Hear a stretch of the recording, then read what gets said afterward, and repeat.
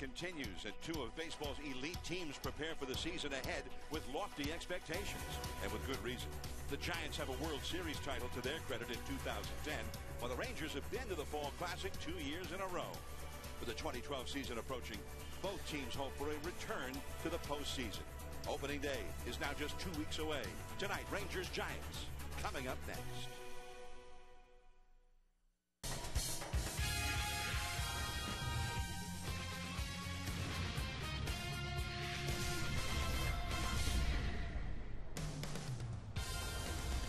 We are in the Sonoran Desert, the springtime home of the San Francisco Giants, Scottsdale Stadium, and a rematch of the 2010 World Series. It's the Giants against the American League's Texas Rangers. Giants baseball is brought to you by Xfinity. Only Xfinity On Demand has what you demand. Watch the latest shows and movies anytime and anywhere with Xfinity On Demand. Hello, everyone. I'm John Miller with Mike Krukow. Welcome to Giants Baseball. Dave Fleming will also be with us a little bit later on. It's an exhibition game, not really significant. Madison Bumgarner will be on the hill. That's always fun to watch, and he's had a great spring. But the Giants, perhaps with a little more significance tonight, because last night against the Rockies, they had their worst game by far of the entire spring, and maybe the worst game by far in many a spring. Maybe in the last 50.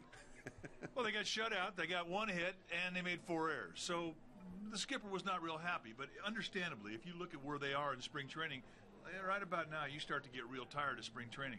You're not close enough to the bell ringing, so you can't start to sniff getting out of here. And you kind of lose a little bit of your enthusiasm. Well, the skipper says crank it up again. And what better team to do it against than the team you played the 2010 World Series, the Texas Rangers? So I think that's just exactly what the doctor ordered. Bring in some intensity, bring in an opponent that you have respect for. Certainly that's the case tonight, and I hope it reflects on the field. Rangers, two-time defending American League champions. Bumgarner for the Giants, who had that brilliant performance against the Rangers in that World Series up against Alexi Ogando. Stay tuned. We'll be back with more coming up shortly.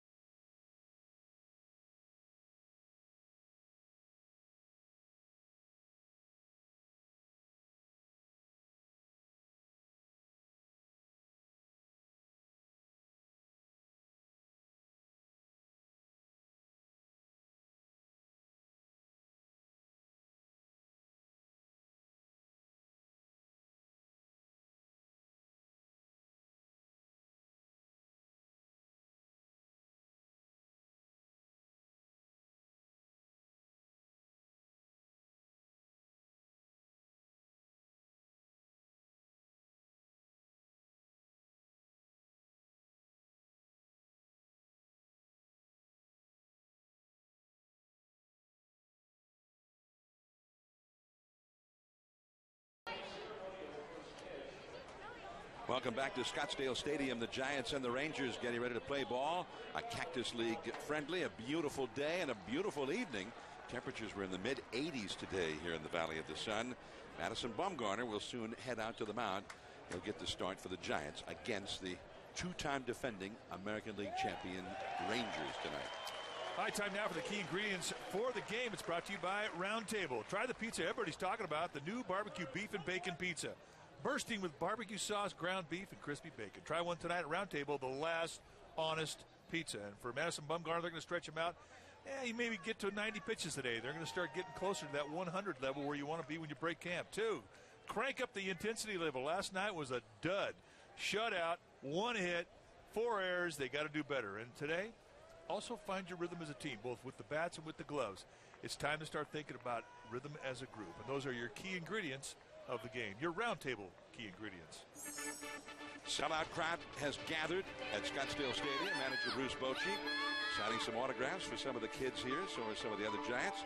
And we'll have the ball game with the lineups next. Time.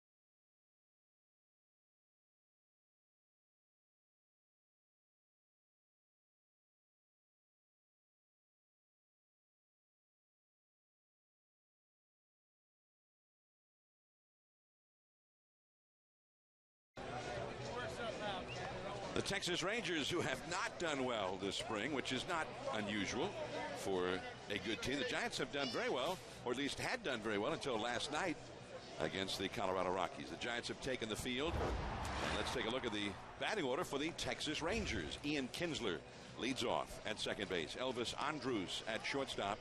Josh Hamilton, the slugging center fielder, hits third. Adrian Beltre, the former Dodger, third base, hitting cleanup. Michael Young, he's one of the few Rangers who has had a robust spring, the DH. Nelson Cruz, another slugger, right field. David Murphy in left field. Yorvik Torrealba, former Giant, the catcher. Mitch Moreland is at first, batting ninth against Madison Bumgarner of the Giants. Bumgarner, the 22-year-old left-hander, last year 13-13, and a really good ERA of 3.21. But more impressively, 204 innings, reached the 200-inning level, first time in his career. In 4 starts, he's dealing down here. 1 walk, 15 strikeouts, fastball, curveball, slider, changeup guy. He's been fantastic. Ian Kinsler leads off against him, and a first pitch strike. We are underway. And this could well be the Rangers' opening day lineup here against Bumgarner tonight. And they would, I'm sure, like to score a run at least against Bumgarner. They were not able to do that in the World Series. Bumgarner pitched one of the key games, Game 4 of that World Series, and he shut him out for 8 innings. One of the great performances by a pitcher his age or any other age in World Series history. Changed up in center field is Pagan. 1 away. Defensively for the Giants tonight, starting in your outfield from left to right. Aubrey Huff will be in left. Pagan will be in center. Sherholtz over in right field. Crawford and Terry on the left side of the infield. Burris and Belt on the right side. Buster Posey will be in the squat tonight, putting down the figures. And the big left-hander, 6'5", 235 pounds of him, Madison Bumgarner on the bump. Here is Elvis Andrus, the young, exciting shortstop, still only 23 years old. Hit .279 for the Rangers last year. Gold Glove caliber defensive player, lots of speed. Stole 37 bases. And he is hitting .417 for the Rangers this spring. One out, nobody on. Up and away from Bumgarner. 2 balls, no strikes. On deck for the Rangers is Josh Hamilton, around whom there's been a little bit of controversy in the offseason and in spring training. There's a swing and a miss. He chased one up out of the strike zone. 2-1 the count now to Andrus. But this could be Josh Hamilton's final year with the Texas Rangers. He can be a free agent at the end of the season.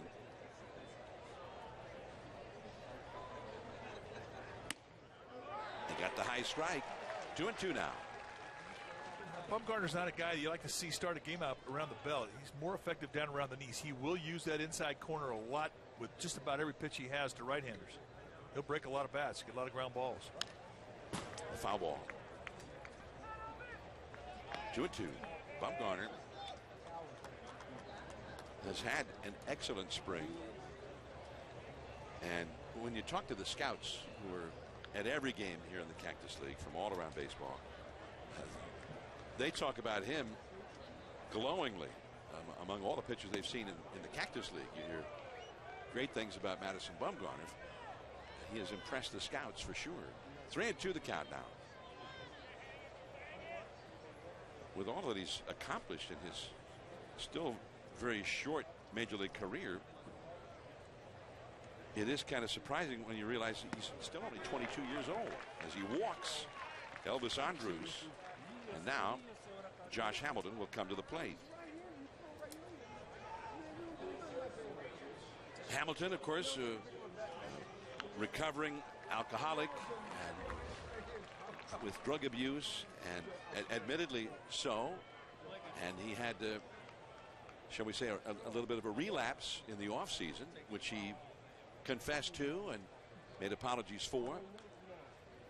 And but then I think some of the Rangers fans got a little upset. They took offense to some comments that he made about not owing the Rangers anything. This is a business, and feels like he's played real hard for Texas. He's given them everything he's got, and so on and so forth.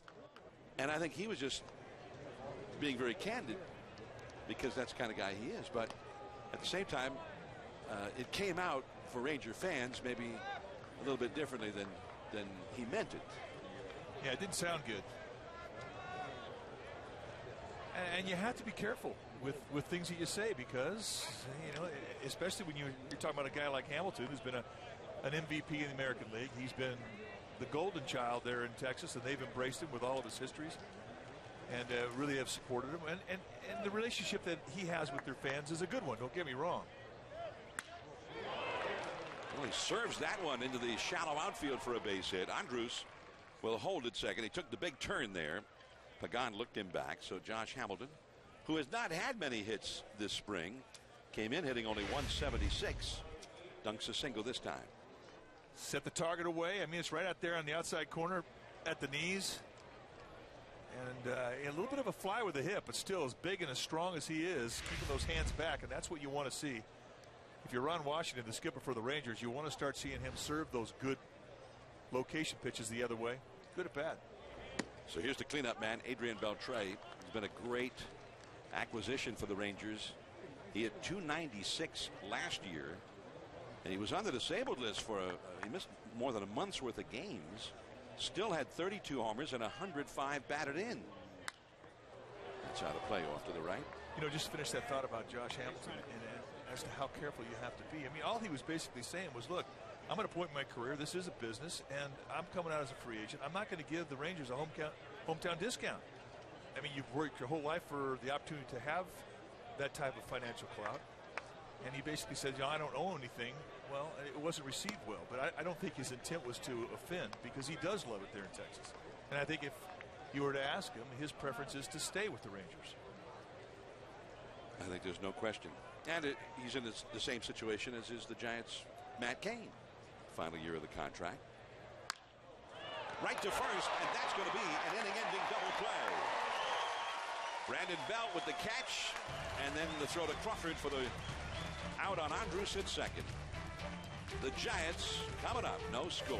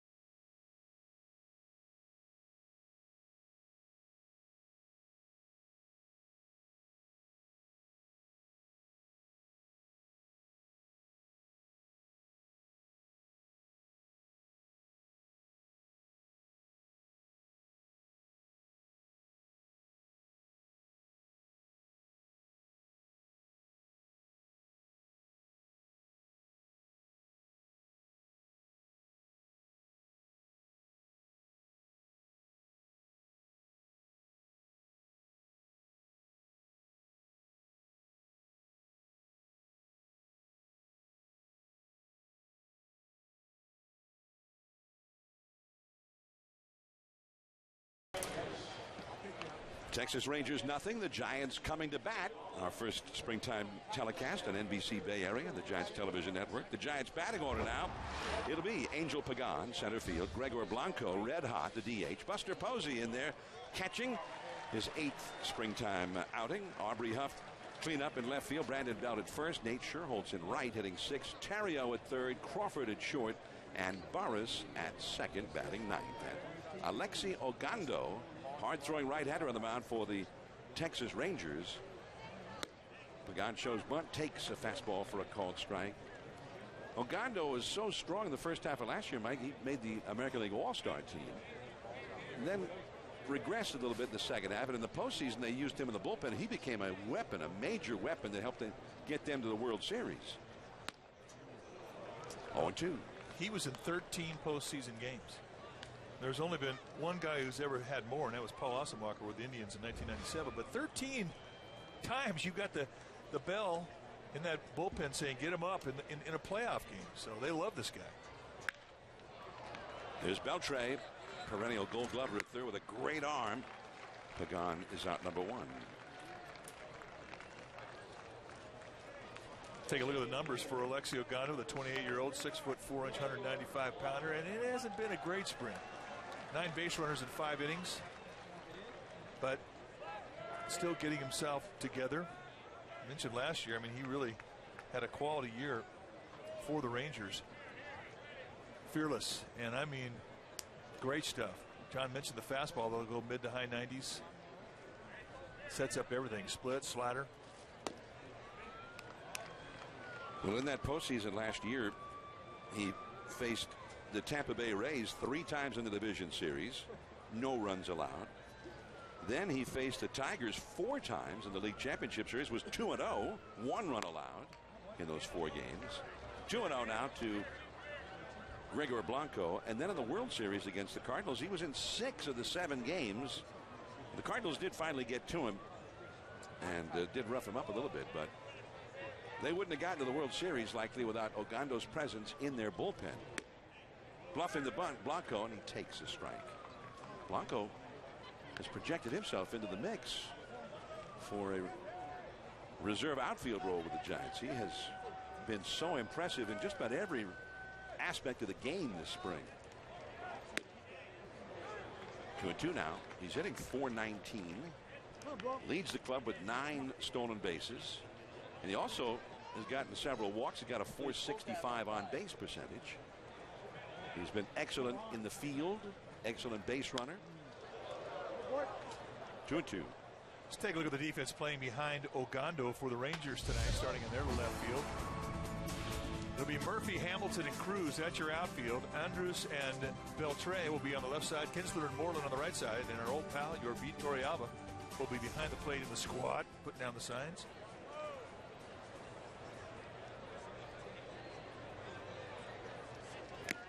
He blew the fastball right by Gregor Blanco. 2 down. And Buster Posey comes to the plate.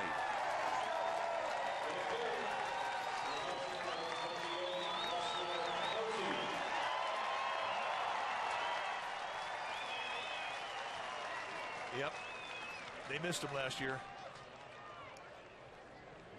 And he is absolutely as mellow as can be as to where he is physically. He's not, doesn't have any doubts as to whether he's going to be ready or not for the bell ringer. He's going to be ready in his mind.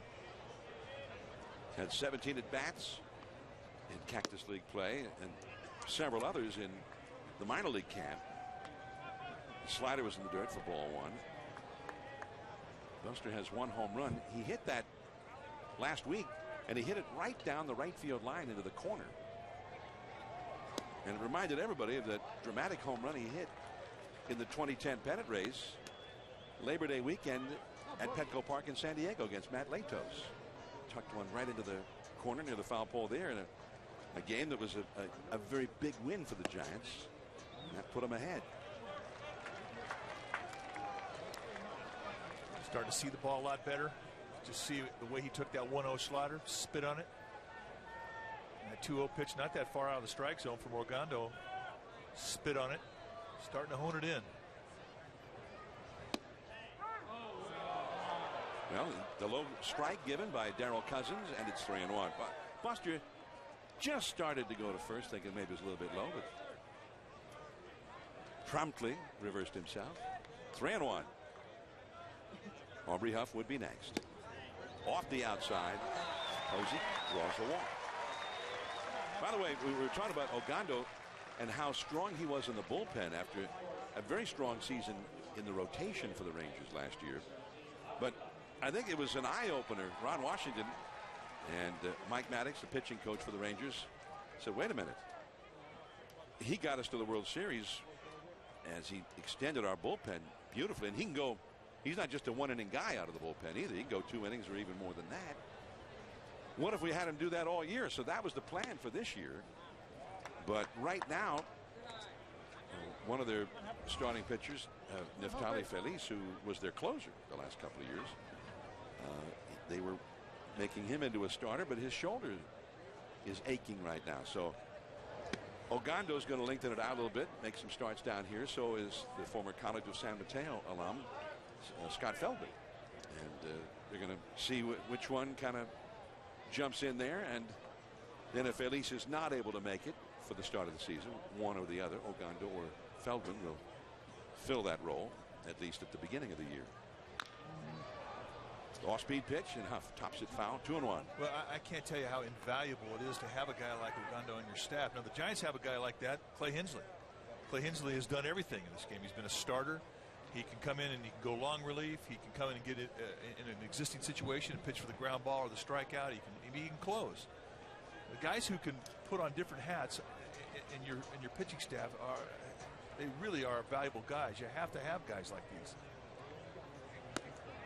Off the outside with a fastball, 3-1 to Aubrey Huff, who is hitting .265 for the spring with 2 home runs. I mean, there's a lot of pitchers that say, well, I don't want to, I'm a starter, I don't want to relieve. Or vice versa, I'm a reliever, I don't want to start. Well, Ogando, he didn't have any of those barriers in his mind. It's just give me the ball, whatever you need. 3-1 the count. Posey at first. And 3-2. Brandon Belt would be next. No score, last of the first. 2 down, Buster Posey. Drew a 2-out walk. He's at first. Mitch Moreland on the bag with him, or near the bag with him. He backs up with a 3-2 count now. Posey will be off and running with this pitch. See Moreland playing right behind him there. The outfield for Texas actually a couple of steps toward left, playing Huff to swing late a little bit. Posey runs. And a pop-up. This is Torrealba. And Huff is retired. One man stranded, Buster Posey, left out there. He'll have to put the equipment back on. We're going to the second. No score.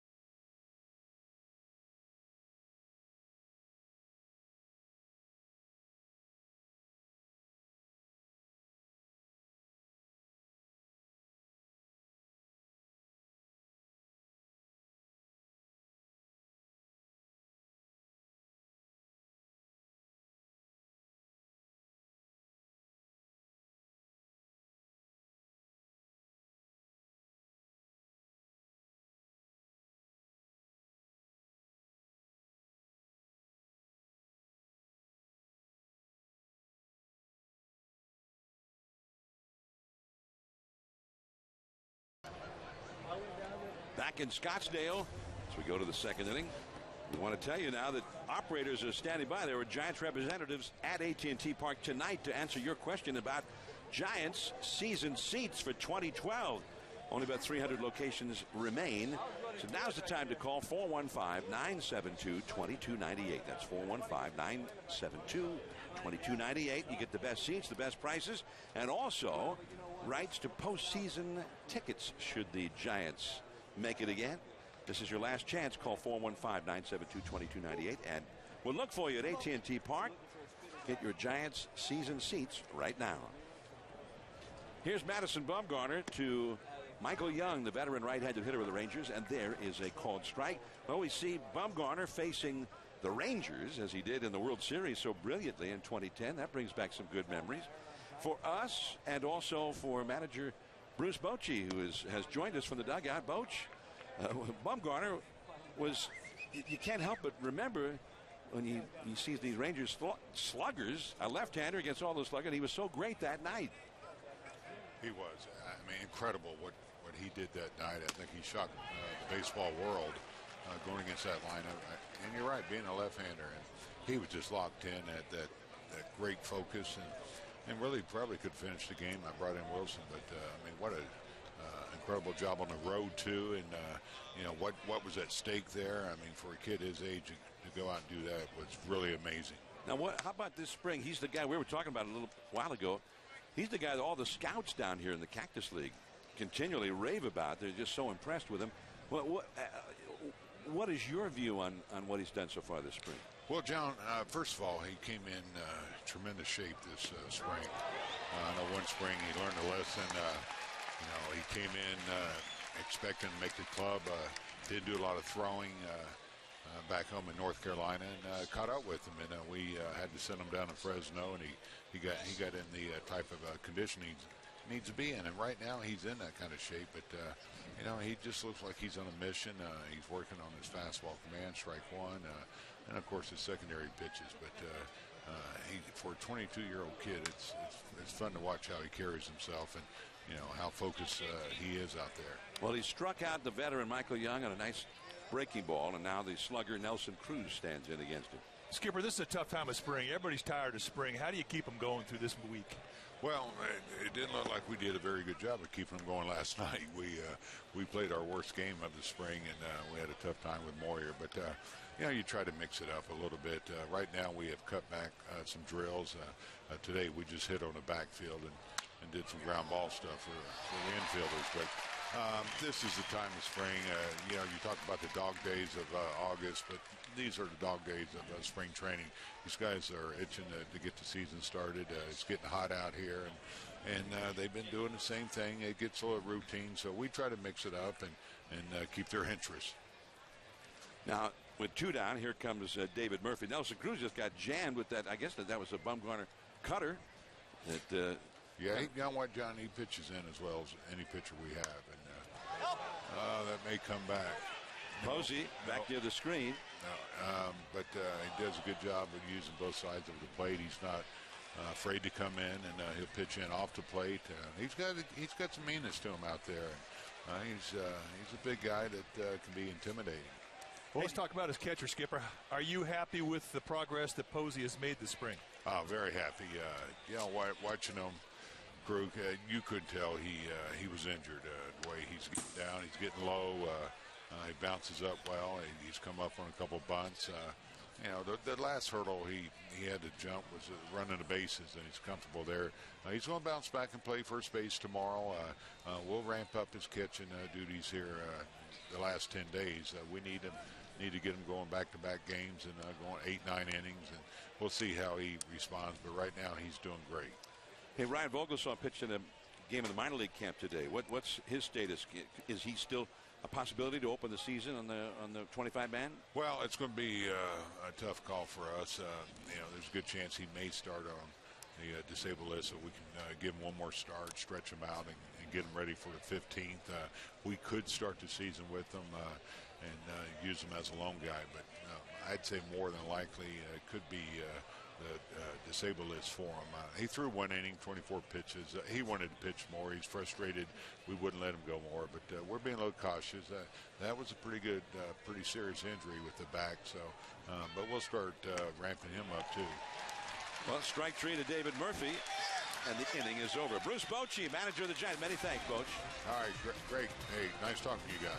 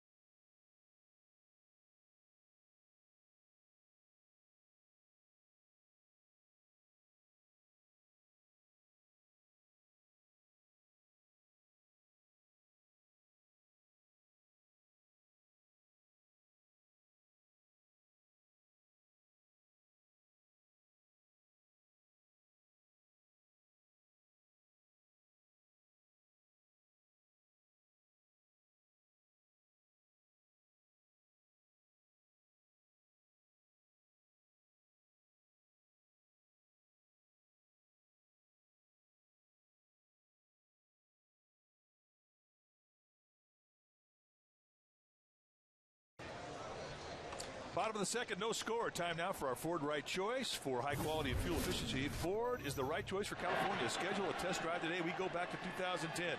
Madison Bumgarner, game 4 of the World Series, and what a night he had. He goes 8 innings of 3-hit shutout baseball, walks 2, strikes out 6. And this was a guy, a left-hander, and all year long the Rangers had only lost to 1 left-hander. And the kid stepped in and absolutely was stellar. And we look back, and that was our Ford right choice. What a great memory, John. Indeed. A great memory among many, many great memories of that season that will live long in the memories of Giants fans everywhere. Brandon Belt. Did he swing? No. Third base umpire Mike DeMuro said no. Plate umpire tonight is Darrell Cousins with Paul Schreiber, Tim McClellan, Mike DeMuro around the bases. Bumgarner, 8 innings, as you said, Mike, 3 hits, allowed 2 walks. Remember, he got in trouble in the first inning. He walked a couple of guys. Was it the first inning, second inning, somewhere early in the game? Got a double play and then never looked back. That was about the end of the Rangers against Mad Bum that night. And the curve is up and away, ball 3. So it's disappointing for Texas. It was the first time that organization had ever been in the World Series. That was the first time in that postseason they'd ever won any postseason series at all, much less getting to the World Series. So last year they wanted a little bit more, and they made it back to the World Series, which that does not happen very often. It does not. And they were 1 strike away with a 2-run lead in the bottom of the 9th in Game 6 in St. Louis from winning the whole thing, and they could not do it. One of the greatest games, unless you're a Rangers fan, in World Series history. The St. Louis Cardinals just kept coming back. David Freese hit a 2-strike, 2-out, 2-run triple to tie that game in the 9th, and then the Rangers hit a home run in the 10th, went right back ahead. The Rangers tied it again. Amazing series. And they finally won it in the 11th. And then, as you see, Ron Washington, and on the left side of the screen, Mike Maddox, the pitching coach. But Ron Washington, I think without question, they've had some good managers in Texas, but Ron Washington's at the top of the list immediately as the Rangers are going to 2 straight World Series. Well, just getting to the World Series is huge, and it's not easy to do. And there's a fairly short list of teams that got there 2 years in a row. The Giants are on that list. In fact, the Giants had a stretch where they lost 3 straight World Series, 1911, 1912, 1913. You must have been really down back in those days, huh? Yeah, I was not happy about that. Nate Scherholtz. Bell getting the walk to start the inning. Here's Nate. Nate missed a few games this week with some stiffness in his right forearm. So Nate has had to shut it down a couple of times this spring. He also had a groin injury earlier on. Ogando curves him and misses, and now Torrealba is going to go out and talk to Ogando, who's having a hard time throwing a strike here in the second inning. Well, you often see it with guys who are tall, and for Ogando, he mentioned 6'4", 195 pounds. If they don't find a slot early in the game, they can have trouble finding it. I mean, he's got long arms, long legs, got a lot of parts he's got to be in command of, and there are times when if you can't get in the slot, you don't know what the ball's going to do. Now, I don't think he's missing that bad. I mean, he's missing corner pitches, and Darryl Cousins is a little tight for him. Well, he's more of a hitter's umpire anyway, with a tight zone. Slow chop, Kinsler. He just got him at first. Belt over to second. Kinsler is one of the best, if not the best, defensive second baseman in the American League. And that's a fast runner on a slow chop, and no panic in Kinsler whatsoever. Cool and calm. From Tucson. Kinsler had kind of an unusual trip to the big leagues. He went to Grand Canyon College, and he went to Arizona State. Didn't do much at Arizona State. He wound up at Missouri and did well his senior year, got drafted, and he really made it to the big leagues in a quick hurry. Helps when you can hit 30 home runs a year. And steal bases and play a great second base. There's ball 1, another breaking ball. This is Ryan Theriot. Theriot rolled his ankle earlier in the week, missed 2-3 days. Back in there tonight at third base for the Giants. Pablo Sandoval played earlier today over the minor league camp. They can do things in the minor league camp in those practice games, and they're playing games. The Giants minor leaguers are playing other organizations that come over, or that sometimes the Giants will send teams to other ballparks and whatnot, but they have a little different idea on what those games are all about. And so sometimes a guy from the major leagues will go over and he'll just bat every inning. No matter who's due up, he's coming up. So Pablo did that today. We're still awaiting word as to how his day went over there. Vogelsong did pitch over there. The first 4 batters Vogelsong faced reached base against him. Theriot into right field. Cruz. Belt digging for third. Cruz has a great arm.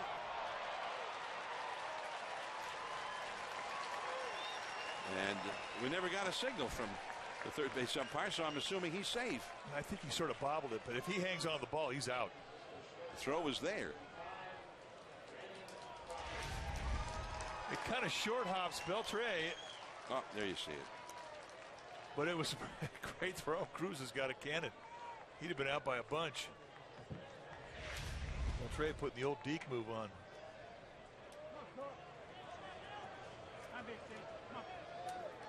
Now Brandon Crawford. No score in the game. Last of the second. Belt walked to start the inning, then went to second on a ground out by Sherholz, to third on the fly ball by Terrio.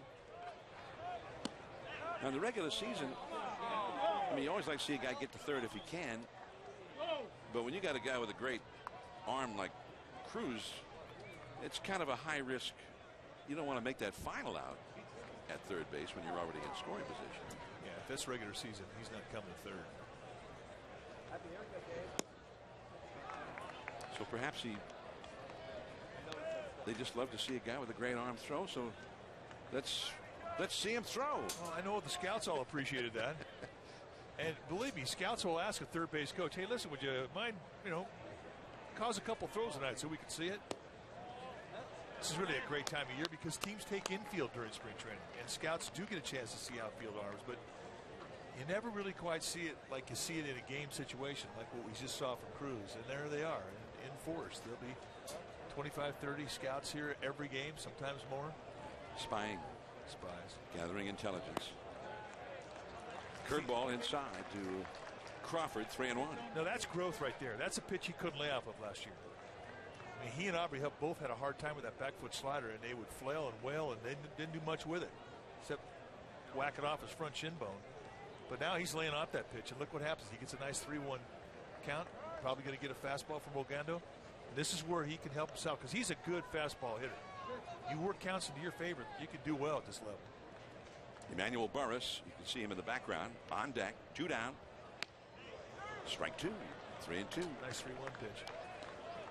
Right there in the outside corner. Hitter takes a pitch like that. It's usually looking middle in. Crawford is hitting .333 this spring. 10 hits, 30 at bats, a double, a triple, a homer included. No score in the game. 2 down, runner at third. Struck him out 95 miles an hour right on the outside. On to the third. Bumgarner back to the hill. No score.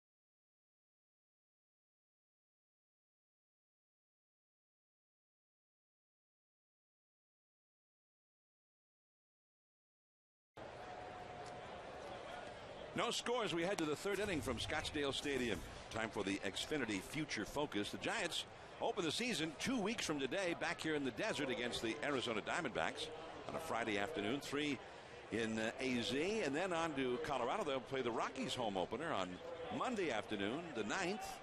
And then the Giants home opener Friday the 13th against the Pittsburgh Pirates. And with Ryan Vogelsong likely opening the year on the disabled list, it may well set up that Matt Cain will get the home opener assignment. The Giants with 3 with the Buccos over that weekend, and then the Philadelphia Phillies come in. The Phillies are perennial power in the National League. Will be in early on that Monday the 16th, and as we understand, there's Still good seats available at sfgiants.com. You better act quickly, though. It's the only Phillies visit of the regular season. The Giants and the Fightin' Phils for 3 at AT&T Park starting Monday, April 16th. Here is your Vittori album. Does it seem like every time Bumgarner and the Giants face the Rangers that there's a former Giant who's catching for Texas? Bumgarner gets the put out on the feed from Belt. Torrealba is retired. It does seem that way. Benji Molina ended up with the Rangers in the 2010 World Series against the Giants.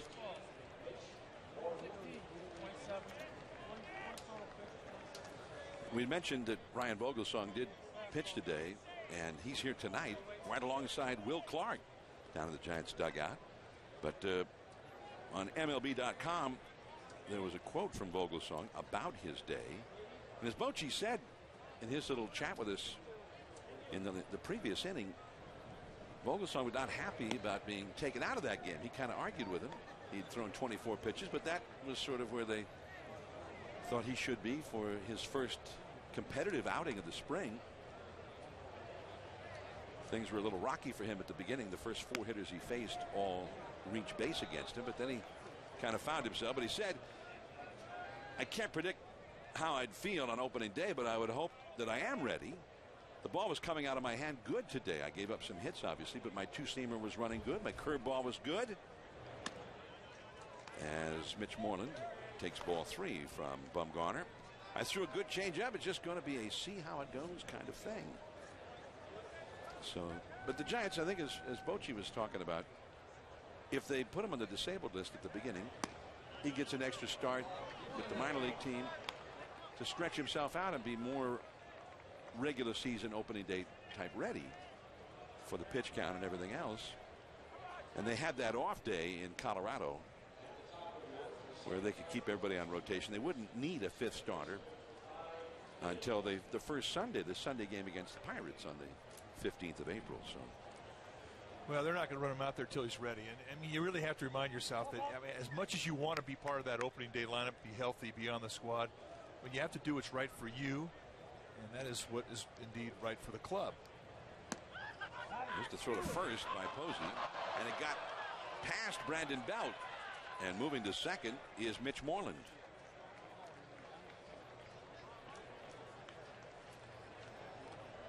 I'm not really sure who you give that air to. I was surprised that Belt couldn't handle it. Let's have a look and see what it looks like in slow motion. Yeah, it didn't short hop. I think he just boxed it, but he was trying to get his feet in position. He may have taken his eye off the ball. I think that's E3.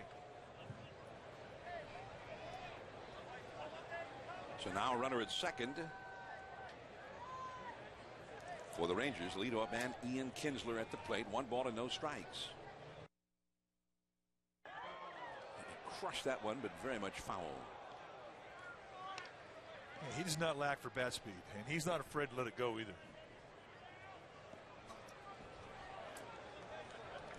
Kinsler, who is sort of an all-out kind of a player all the time, and as such, he's had some injury problems.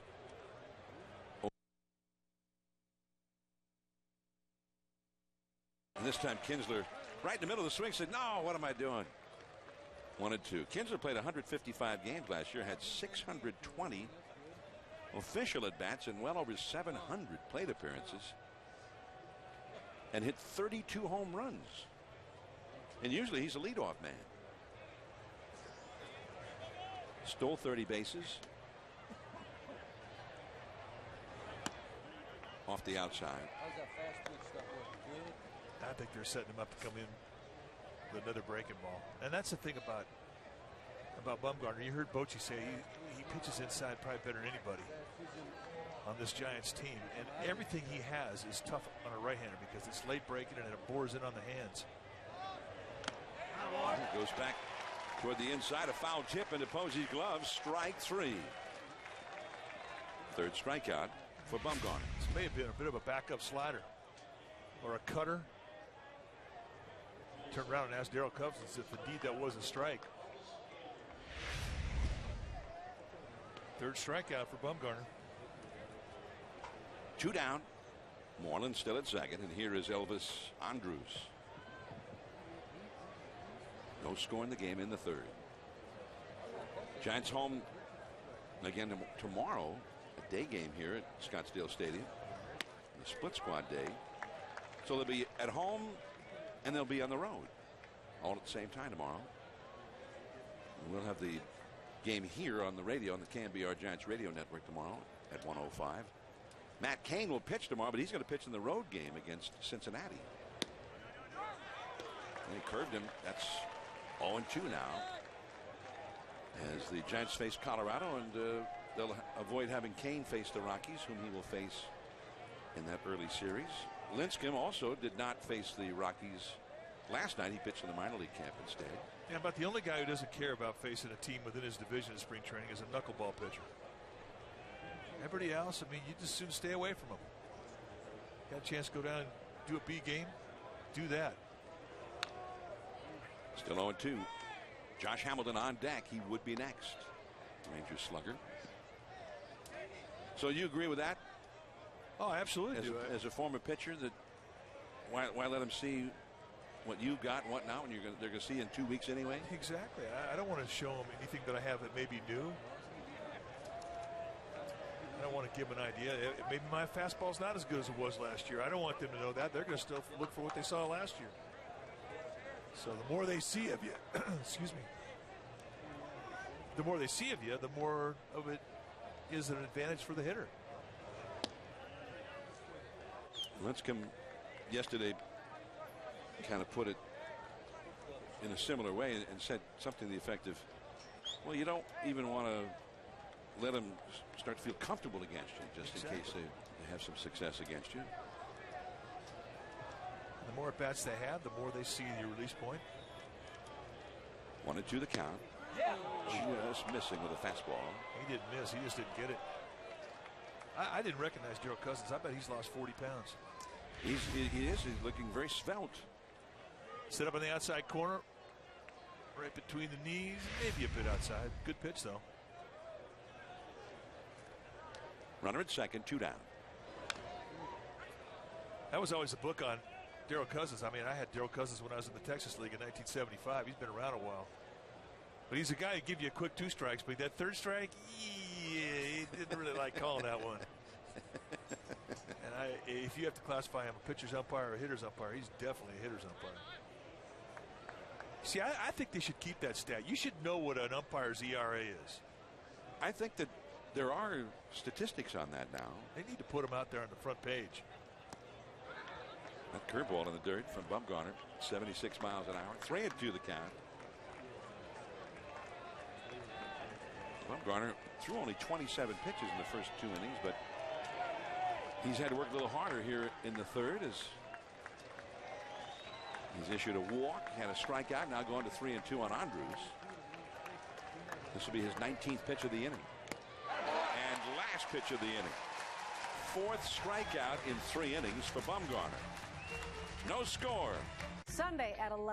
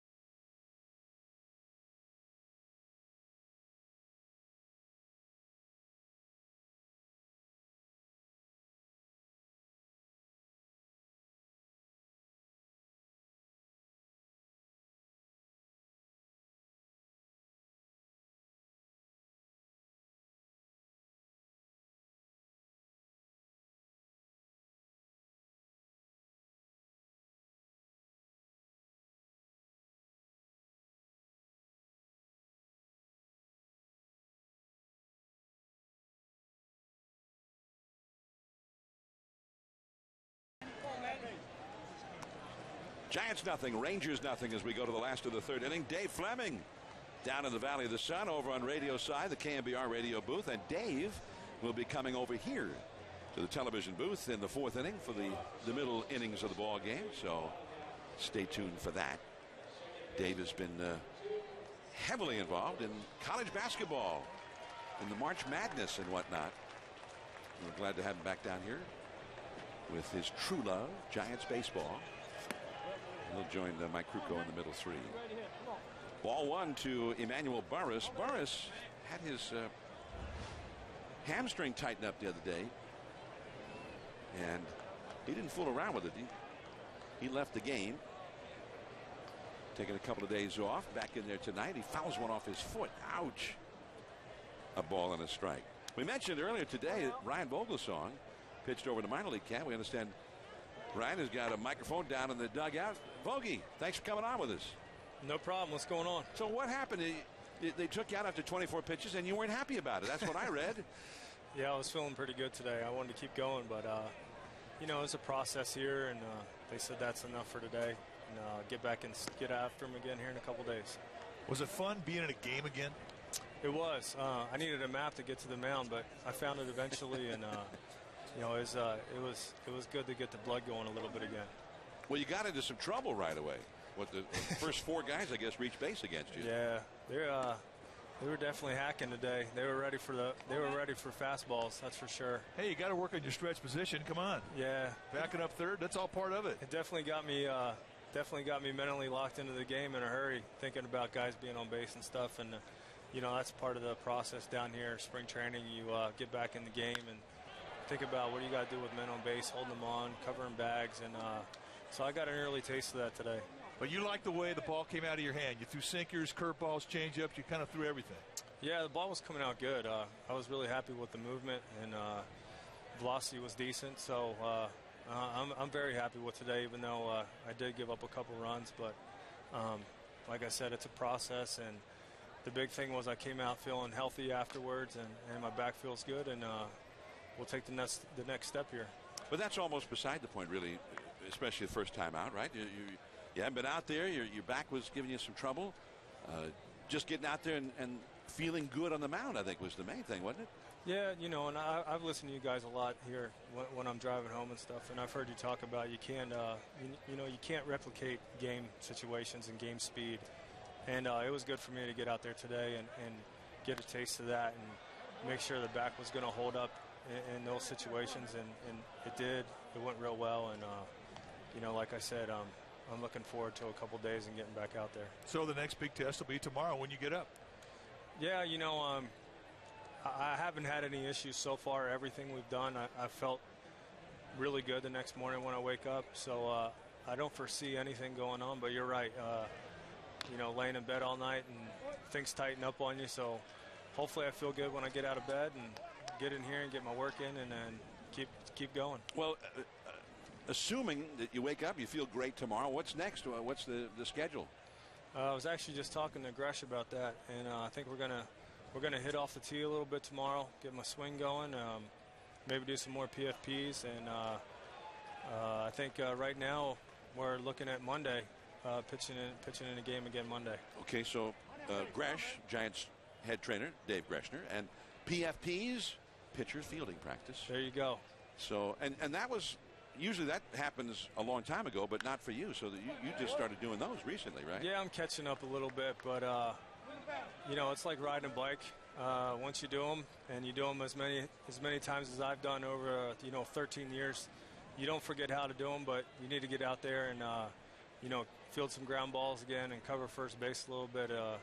Just kind of get your legs under you in that aspect of the game, and I've done that over the last 4 or 5 days here, and like I said, things are going well. So Bruce Bochy was saying that it could well be that you would open the season on the disabled list, as Barris, after a tenacious at-bat, singles to center against Ogando on the 11th pitch of the battle. Now, the pitchers hate that. You just can't put him away. Yeah, nothing makes you more matter than foul ball like that. 11 pitches in and he gets a hit. the last thing you want to do is see him get on base after a battle like that. You want to see him walking back to the dugout. So, but being on our side, I'm happy to see that for Manny. That's a good AB. So have they talked to you about it? I mean, let's say everything continues to go well. You're pitching, and soon you'll be pitching in Cactus League games. But it still could well be with that off day early on in the regular season that you might open on the disabled list and make an extra start with the minor league team to stretch it out a little bit more before you make your regular season debut. Is that something that you got your mind around that, or are you still saying no? I think I may not have to do that. To be honest with you, I haven't thought about it at all, and they haven't talked to me about it much. They did show me a scheduled plan earlier, and I told Greshner, I said, I don't even want to see that. Just let me know what the next day holds and what the next step is, and I'll worry about that when we get to there. So, at this point in time, my main concern is being healthy for the whole season. And if I'm still, hopefully I'm still feeling good, for the whole year and September and then through the playoffs. And if that means I have to miss one start, then that's the way it has to be.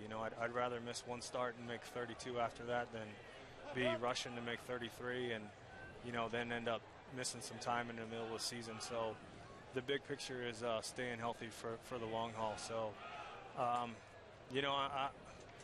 I would love to be, healthy on opening day. I think that still is a possibility, but at the same time, I'm just doing what they tell me to do. If they make that decision, then I'll do what they tell me to do. All right. Well, that's spoken like a veteran, a guy who's been through a lot over these many years. The Giants playing the Rangers tonight for Giants fans and for a lot of Giants players. That brings back a lot of memories of that 2010 season.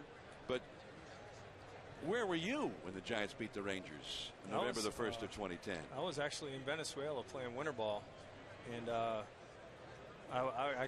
was running in and out of the dugout to the TV we had in the clubhouse and checking the score and trying to get as much in as I could and without missing, our guys playing.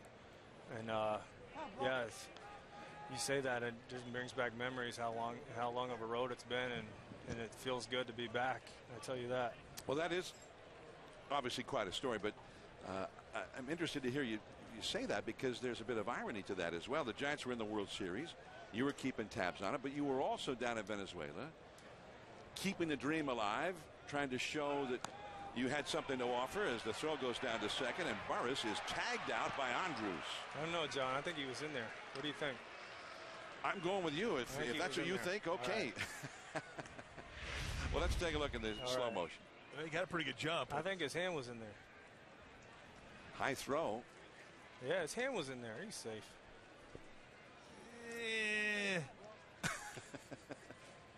I think they got him. Oh, so close. 3-0 the count, meanwhile, to Gregor Blanco with 2 down. But you were getting yourself ready to get back to the big leagues in Venezuela at that same time, and you ended up with that ball club that was winning the World Series while you were in Venezuela as an all-star. Yeah, it's pretty ironic that I was watching them and end up, signing with them because I still hadn't signed with them yet. And then to have the year I had last year, it's pretty ironic. Well, you must have shown something in Venezuela that convinced him to take a look, huh? Yeah, actually, I threw the ball really well down there, and I basically went down there because if I didn't pitch well, I probably wouldn't have had a job at all. So that was why I went to Venezuela in the first place, and that's where I kind of got in my groove and carried it through last season. Well, we will never forget it, and we're glad to. I think all Giants fans had a smile on their face today knowing that you were back out there pitching competitively, and we'll look forward to seeing you make those 32 starts, as you mentioned, in the 2012 Giants season. Ryan, many thanks. That sounds good. Thank you for having me. All right. Ryan Vogelsong, veteran right-hander, National League All-Star last year, comeback player of the year, and one of the great comeback stories of last year or any other year for that matter. Inspiring story. And he's as humble an athlete as I've ever come across. Buster Posey in right center is Cruz, and the inning is over. Dave Fleming coming over from radio side. No score after 3.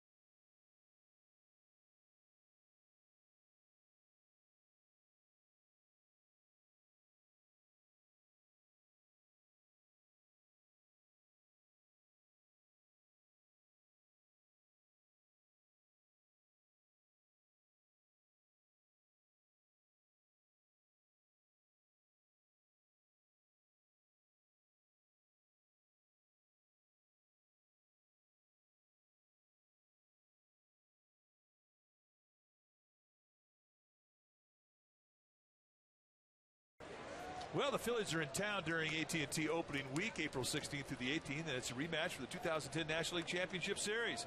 So check out the dynamic deal. View reserve tickets for only $15. April 16th, start time 7:15 is Giants Magnet Schedule Night presented by AT&T. And April 18th is the Giants Annual Food Drive presented by Visa. First 5,000 fans to donate a food item or $5 receive a Giants reusable tote. Dynamic deal. View reserve tickets still available for $15 for all 3 games. So to do this, all you need to do is go to sfgiants.com and get your tickets right now. We're heading into the 4th inning. There's no score, and here to tell you all about it, Dave Fleming. Mike, it's been too long. So is it fun doing baseball again? It is very fun. I am glad to be back. Although I have to say, I show up for the first time yesterday, and the Giants did not play their best game last night. So this is a little cleaner here tonight so far. Yeah, they were saving that one last night just for you. Felt special. Josh Hamilton leading off here for Texas against Madison Bumgarner, who's pitching well again. What a spring Bumgarner's having. I know you and John must have been talking a lot about it, but he looks more than ready to go. He has definitely won the confidence of the Bay Area. Any Giants fans knows that he's going to start. You know it's going to be a good game. Hamilton has his second hit of the game against Bumgarner, though. 2 for 2 so far. Did not get those hits against him in the World Series. And we talked about that at that game 4 when he went 8 strong, 3 hits allowed, a couple of walks, no runs, 6 strikeouts. You know, I go back into that game against the Atlanta Braves. I mean, here's a kid from North Carolina, raised a Braves fan, never been there. So basically, the first time he's facing the team he rooted for as a kid in an arena that was always like his goal. Adrian Beltre, little flare into center field. Burris out, and nobody can get to it. Pagan picked it up, but Hamilton quick enough to get to second base. So bloop hit for Adrian Beltre. 2 on, nobody out. And he handled that pressure cooker as well as anybody I've ever seen. He was brilliant against the Braves. And then you know, and then he tops off that 2010 year with that 8-inning performance in Game 4 of the World Series. So I mean, if you're a young player and you're looking for confidence, he's got to be confident. After that year, after that performance, and he rolled it right into last season, where he had a miserable start, 0-6, wound up 13-13 through 200+ innings. This guy's going to be a monster. No question. Madison Bumgarner is going to do something in this game. Quite special. Michael Young at the plate with 2 on and nobody out. You know, in some ways, that slow start that you're talking about, which was not all his own doing. I mean, he wasn't pitching his best early last year, but he was Mr. Hard Luck in the first couple months of the year. And his mental makeup and fortitude to fight through that and have the season he had, that's almost as impressive as his performances on the big stage. I mean, seriously, you're down 0-6, and the world's caving in on you. And if you're a young pitcher and you've never gone through this, I can't tell you how intense that pressure is. But you never knew what his record was when you got around his locker. He was the same person, whether he was on a roll or whether he was taken out of a hole. 1-0 to Michael Young. Toward the hole. Crawford, nice backhanded pick. They get the out at second and not quite at first. Brandon Bell with a good save to keep that one from going by. That would have been an extremely tough double play. They get the force out at second. Well, the Giants are back at NBC Bay Area next Saturday afternoon at 3 as the Giants will host the Cincinnati Reds right here at Scottsdale Stadium. NBC Bay Area is the proud broadcast home of your San Francisco Giants. Now, you'll be here for that, won't you? I will. Okay. Just checking. You and I need to get one more game together before the start of the regular season. 1 out for Nelson Cruz, who showed off his unbelievable arm earlier in this game. I had Brian Sabian over in the radio booth when Cruz almost threw out Brandon Belt at third base. And the words that Sabian used to describe that throw were Vladimir Guerrero. Well, he's got some tools, and that arm is certainly one of them. One of the best arms in all of baseball. Huge power as well. If he's healthy, he'll have another big year for Texas. There's a good breaking ball for a called strike. Talk about taking a guy out of a 1-0 count. That's how you do it. Great location. Was that slider the pitch that helped Bumgarner break through last year and have the huge success for the long period of time? Yeah, and it's got a personality of its own. It's a little unusual. You know, he's a low 3/4 release, and a catcher will call a slider. He'll throw it. Sometimes it'll have slant to it, and other times it'll run flat. But they're two great pitches. Now, it's not the easiest thing in the world to catch a guy like that because you don't know which one you're going to get, and he's trying to get more consistent with that type of movement. Here's a bouncer right to third, and Terrio bobbled it. He'll get the out at second, and now Hamilton caught off the bag at third, and Burris throws to Terrio and puts on the tag. Well, not really handled all that well in either direction, but this game still scoreless.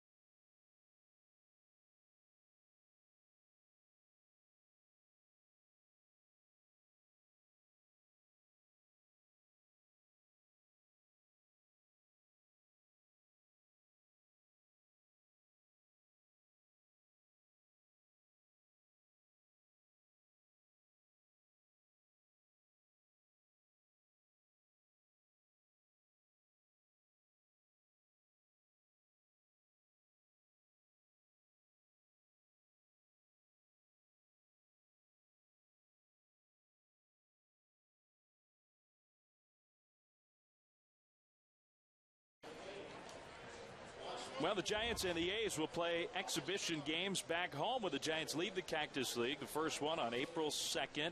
Very cool giveaway. 10,000 fans receive a surprise, like a grab bag giveaway. Plus, there's a dynamic deal with tickets starting at $5 for that Giants-A's game.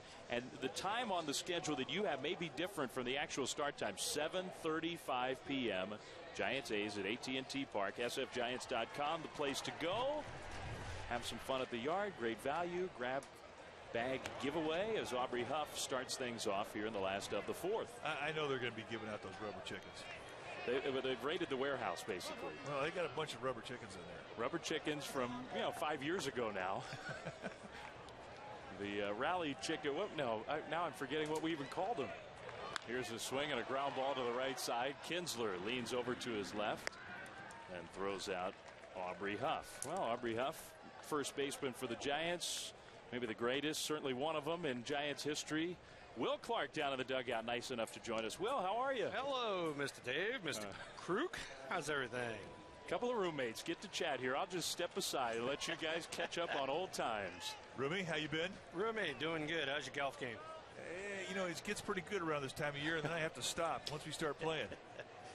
No fair as Brandon Belt takes it. Well, Mike, while we have Will Clark here, we got Brandon Belt at the plate. We might as well ask Will about his impressions of the newest, youngest Giants first baseman. Will, how's Brandon been doing this spring? You know what? He's been doing real well. They've made several adjustments, not only with his fielding, but also with his hitting. And, he's sort of trying to buy into the program. And, he's having a pretty solid spring right now. Well, you said when you saw him last year, you thought his swing was that of a big leaguer. And he had a little tilt. And it looks to me like he's flattened out his plane a bit. Just a little bit, Mike, and that's the one thing that they're trying to do is they're trying to get him, instead of what we call him coming up and out of the zone, trying to get him to stay more flat through the zone. And, he's had a little success so far this spring doing that. Well, how about flat through the zone? Number 22, Will Clark, his first great major league moment. Nolan Ryan on the mound, and a moment that Giants fans, I'm sure you, Mike, will never forget. Well, I was pitching that game.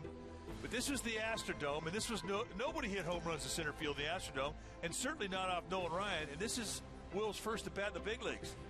And he comes back to dugout like, that ain't no thing. Yep. Mike, that still puts a smile on my face watching that swing right there.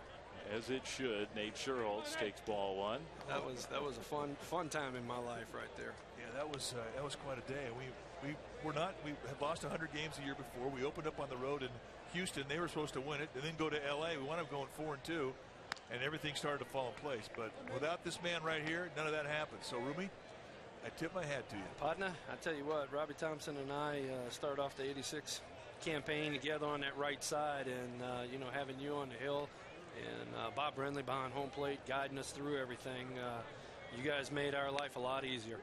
Will, it was a good chance for me. I mean, it seems like the dynamic is sort of similar to maybe what's going on with the Giants now. You have some veteran talent in place, but some new young talent to mix in with that is almost like the perfect balance, isn't it? You know what it is, and not only that too, the organization's doing a real good job of bringing back some of their veterans from before, myself, JT Snow, Sean Dunston, Jeff Kent, Rob Nen.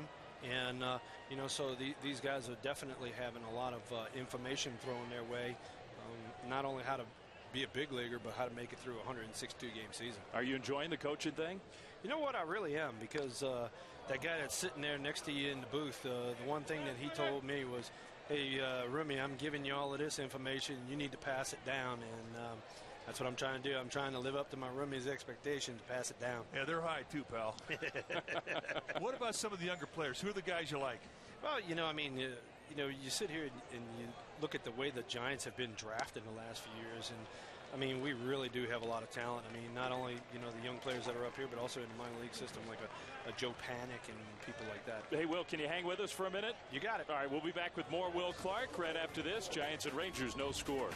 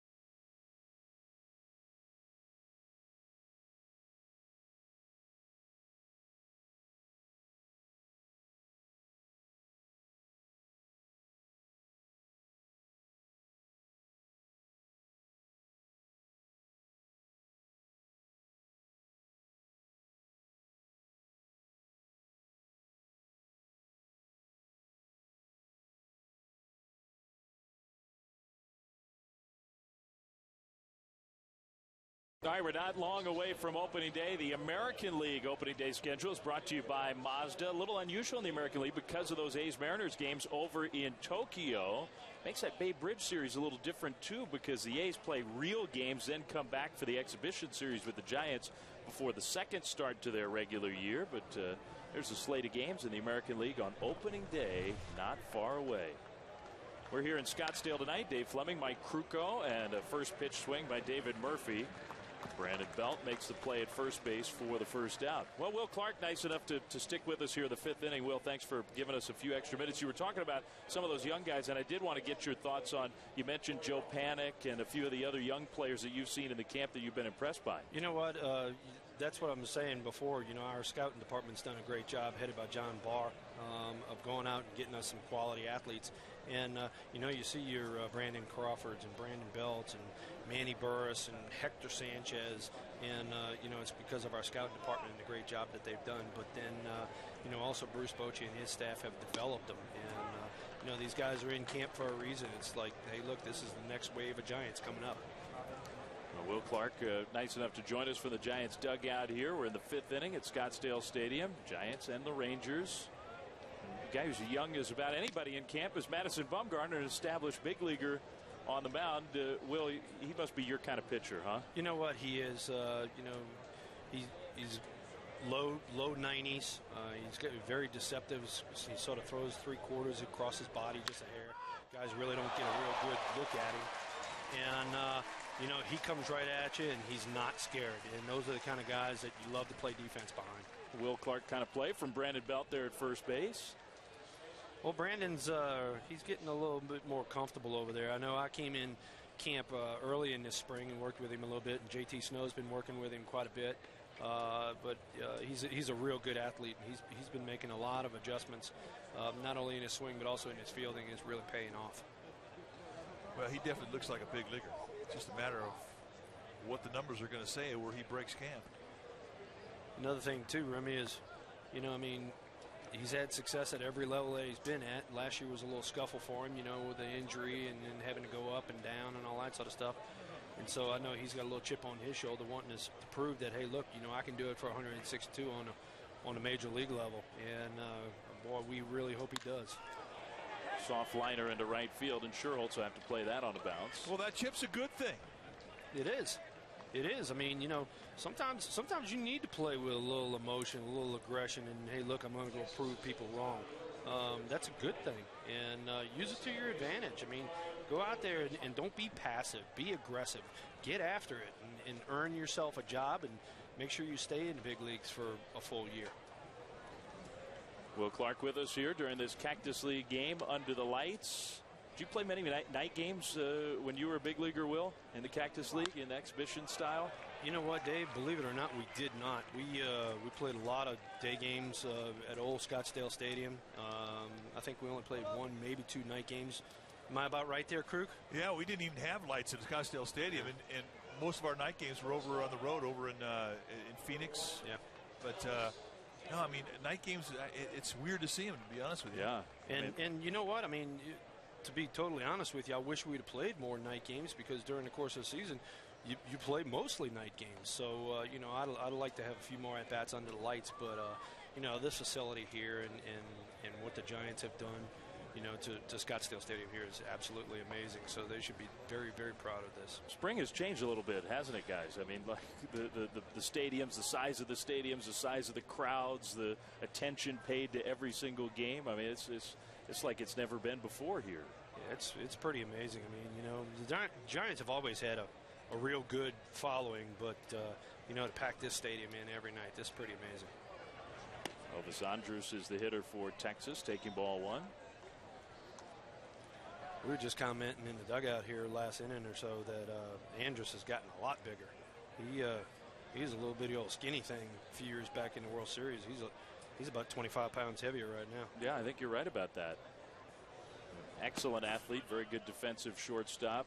And Will, on this Texas team, he doesn't have to do a whole lot of mashing, does he? I mean, this Rangers lineup might be the most impressive lineup top to bottom in the game. Yeah, these guys can throw some big numbers at you in a hurry if you don't execute out on the mound. And, it just shows you what Madison's done. Madison's done a good job holding him in check. A nasty pitch there, swung on and missed for strike 1. Yeah, not giving into the fastball count. That's probably a pitch, Krug, as you well know. That's a pitch that has made Madison probably even more effective than what he's been in the past, is that cutter in, because it keeps them off the fastball away, and they have to be wary of that ball cutting in on their hands. So, Will, before we let you go here, we're going to be seeing a good bit of you during the regular season? Yes, I'll be around quite a bit, matter of fact. I'm actually going to be out for the opening day in San Francisco, and I'll be out probably every month. And then I'm also going to go see some of the minor league teams. So it'll be fun to get out and see some of those guys and do a little teaching and stuff like that. Well, it's not new. You've been back with the Giants for several years here, but I say it every time I see you. It's great to have you in the orange and black again, and we love seeing you down here. Thanks for giving us some time here. We'll let you go enjoy the rest of this game, but thanks for being with us. Dave and Krug, thanks so much, man. I really, really enjoy it. Base hit by Andrus up the middle. Hamilton's coming home. The throw, and Posey lunged to get the tag. Couldn't quite get it on. The runner Mitch Moreland, not Josh Hamilton, Mitch Moreland, who scores the first run of the game, and it's 1-0 Texas. Has everybody in this ballpark watched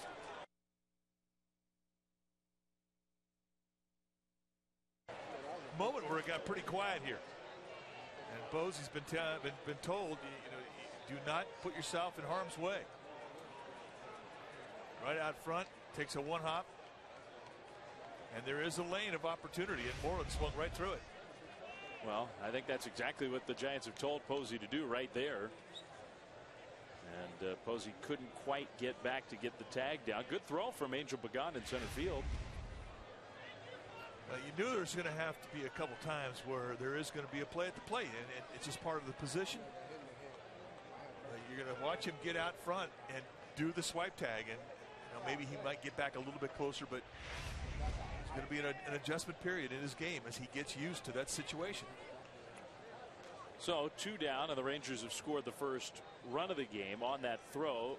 Andrus advances to second, so he'll get credit for an RBI single.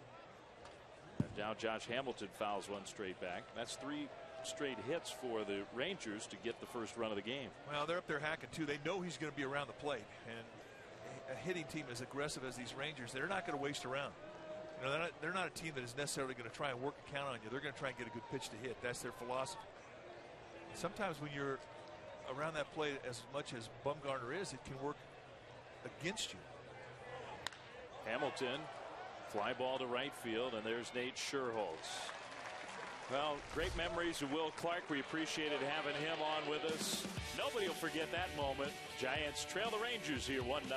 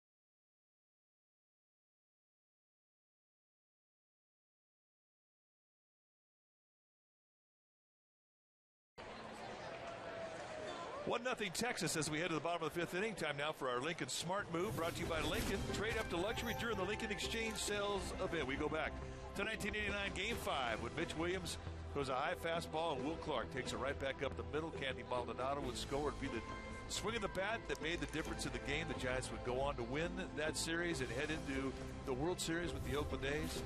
And that swing of the bat was one we will never forget. That is our Lincoln Smart Move.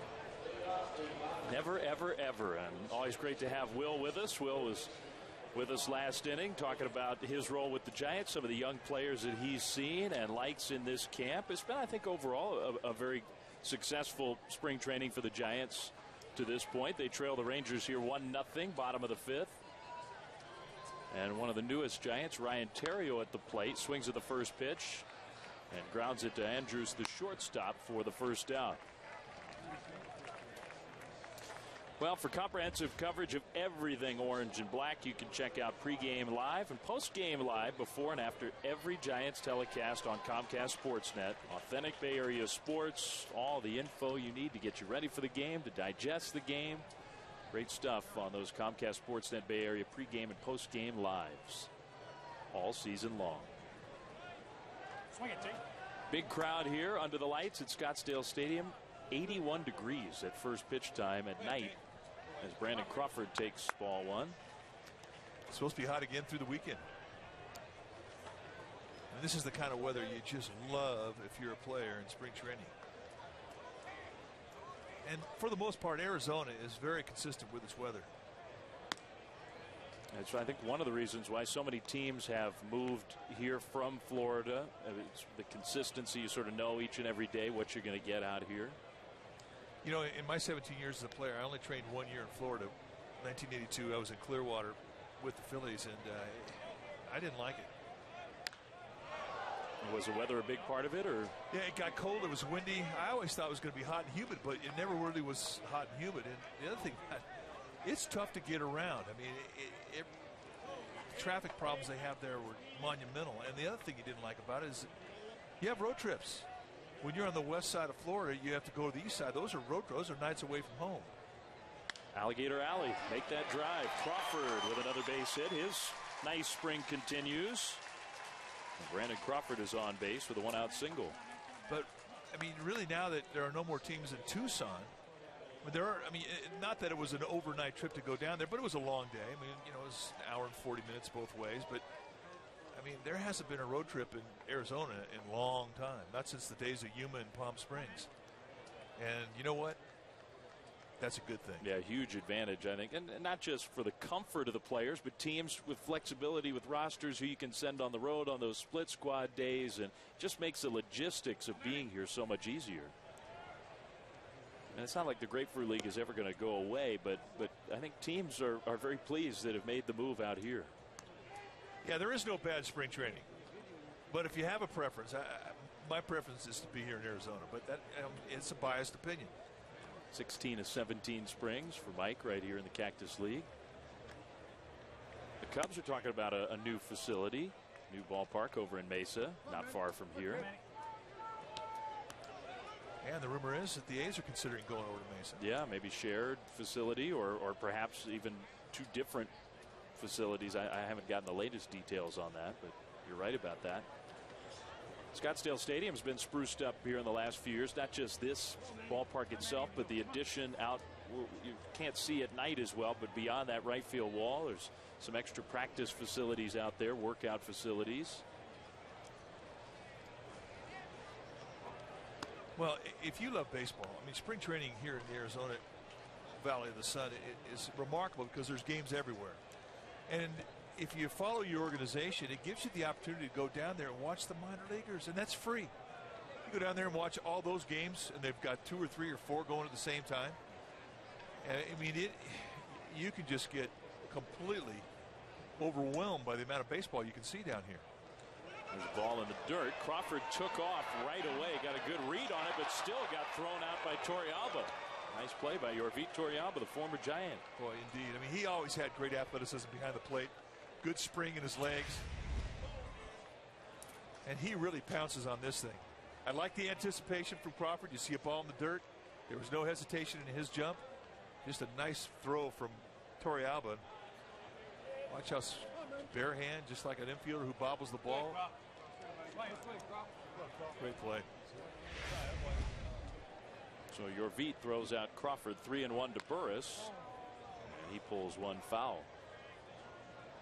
I saw some Giants fans here last night, just walking around town after the game last night, saying they were already making plans today because they knew Vogelsong and Pablo Sandoval were going to play in one of those minor league games. They were making plans to go over there and catch a glimpse of those guys.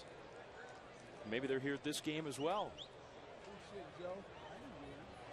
And, you know, one of the fun things about the Cactus League these last couple of years is Burris lines one and not handled by Hamilton in center field.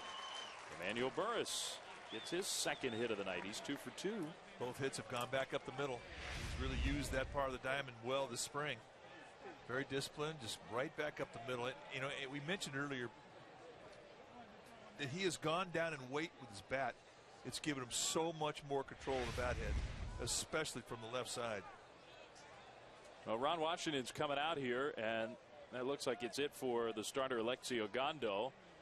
So Washington, the Rangers manager, is going to the bullpen with a smile on his face. So we'll have a pitching change when we come back to Scottsdale right after this.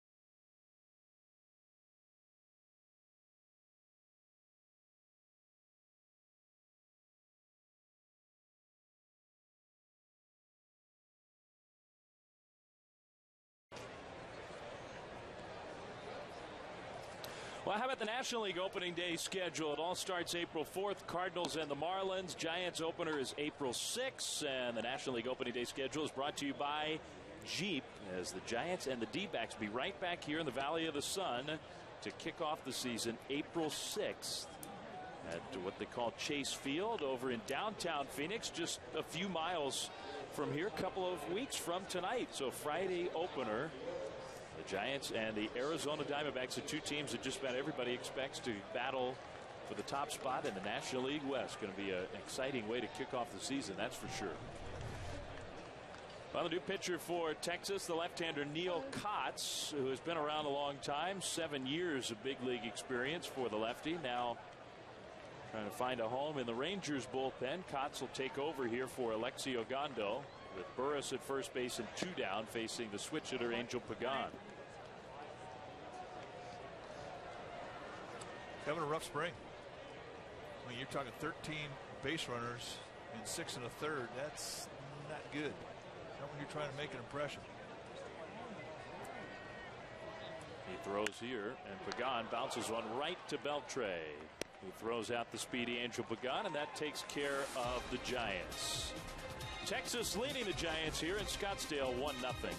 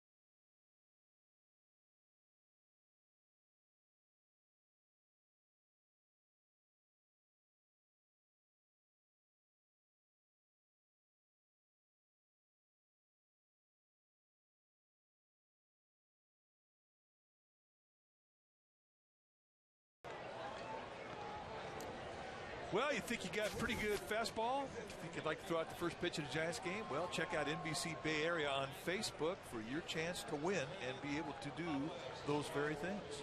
We see fastballs. We see some other stuff, too. Yes, we do. We have people that think they have good fastballs. There was one I saw maybe on one of the highlight shows or something the other day where I think actually it was last night over just up the road at that new Salt River Fields, which is beautiful facility just a couple miles from here. They had dual first pitches, so they had 2 ceremonial first pitch throwers, and then 2 big league players got down to the crouch to take the pitches, and both came to the same catcher.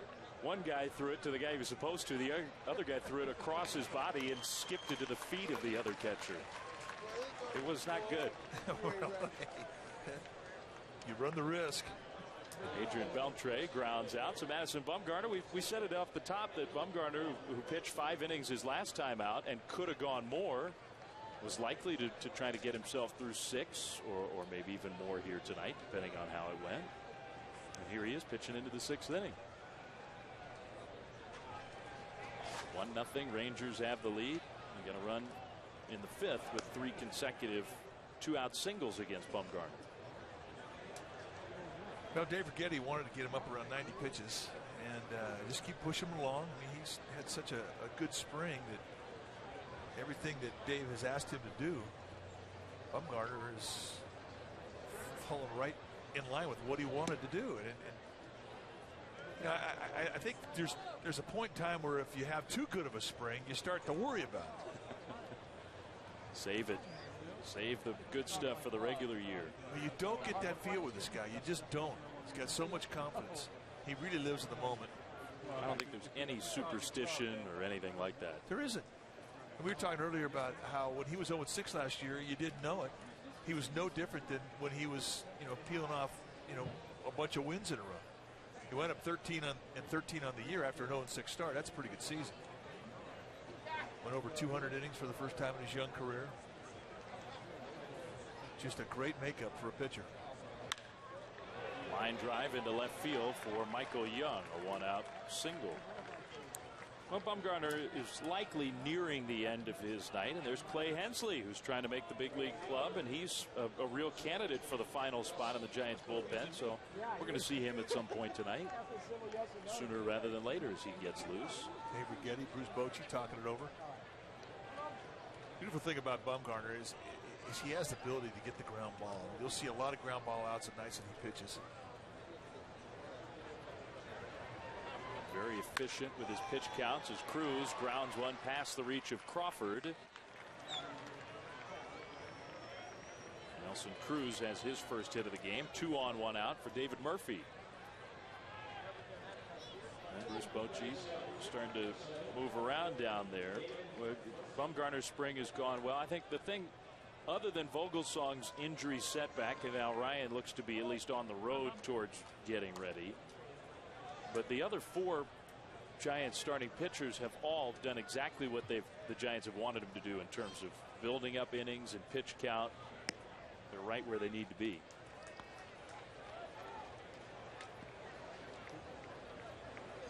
Good pitch from Bumgarner to start off Murphy with a strike.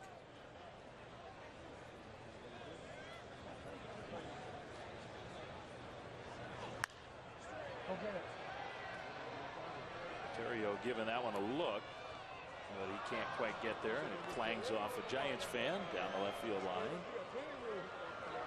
Yeah, it did clang, but that was a clang. It was not graceful. Well, he looks like a player. That guy's got a glove that's broken right. Yeah, I'm not sure he's the one who clanged it, but he gets the souvenir from Tim McClellan. Umpire's been around a long time. Yeah, I'd have a hard time believing that kid clanged that one. He looks like a player.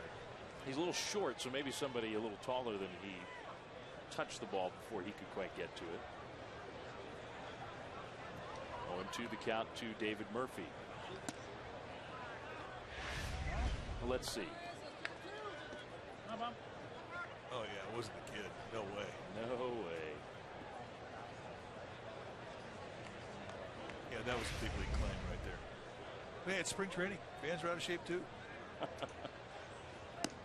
Strike 3. Murphy chases something up, and Madison Bumgarner has his 5th strikeout of the game. It's also going to be his last hitter as Bruce Bochy comes out of the dugout. Well, you don't want to make a habit of throwing, chest high, hanging breaking balls, but hey, if a guy swings through it, it becomes a great pitch. Yeah, I forget what I just called it. Something up. That worked. Here comes Clay Hensley into the game. Rangers lead 1-0. Meet the 2012 Mazda 3 sedan and 5-door, featuring class exclusive technology.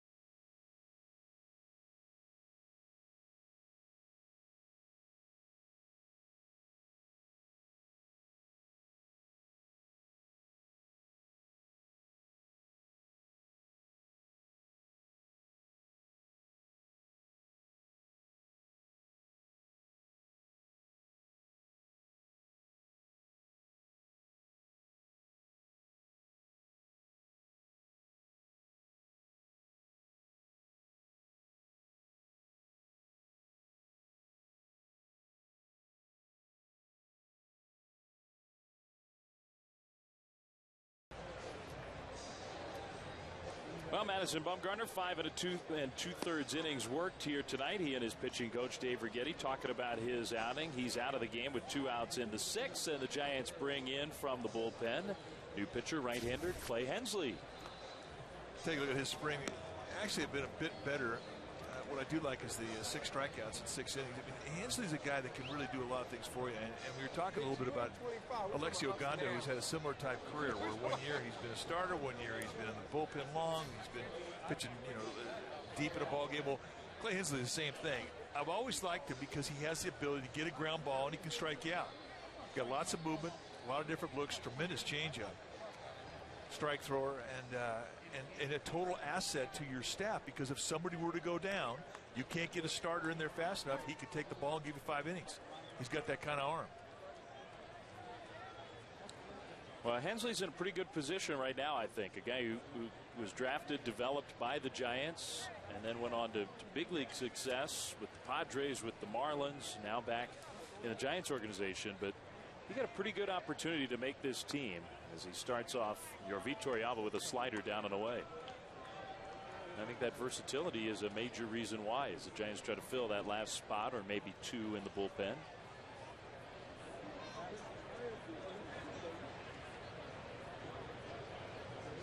He inherits a 2-on, 2-out situation. Gets a called strike.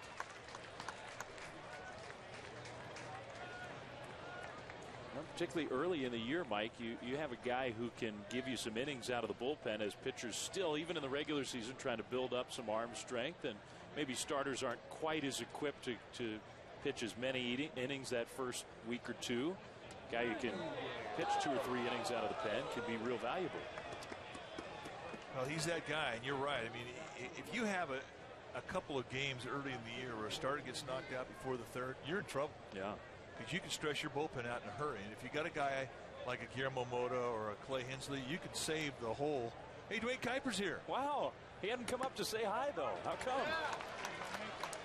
I'm sort of taking that personally. Yeah, I think he used to kind of like us, but. Man, we got some work to do.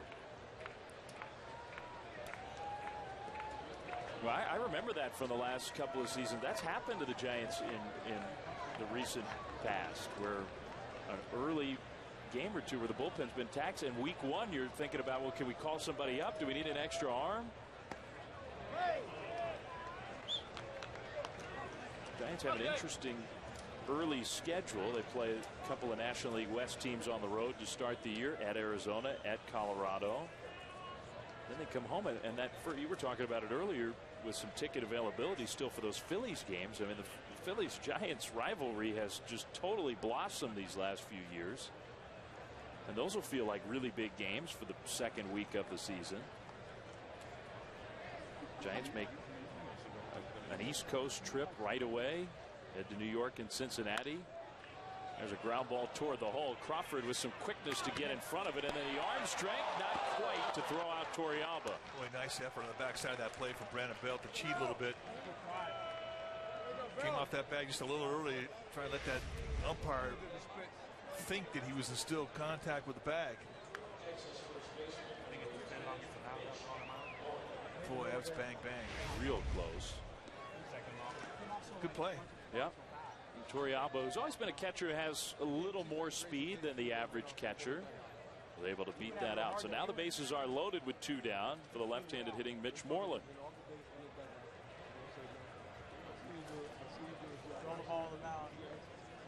Moreland, who had that the biggest Rangers hit in the 2010 World Series, the home run against Jonathan Sanchez in the one game that Texas won, and looked to be a blossoming superstar, but last year really struggled to find consistency and not guaranteed a job this year with the Rangers. Texas was pretty strongly considering a major offer to Prince Fielder, and there's even some talk about Albert Pujols in Texas, and so that first base spot they were looking to make an upgrade. I've always liked Moreland. I mean, he was nails in that series against the Giants in 2010. He was. I don't think they got him on his back foot one time. He had great swings that whole series. And a home run against Jonathan Sanchez. Moreland this time, though, pops it up. And that should do it. Crawford is there.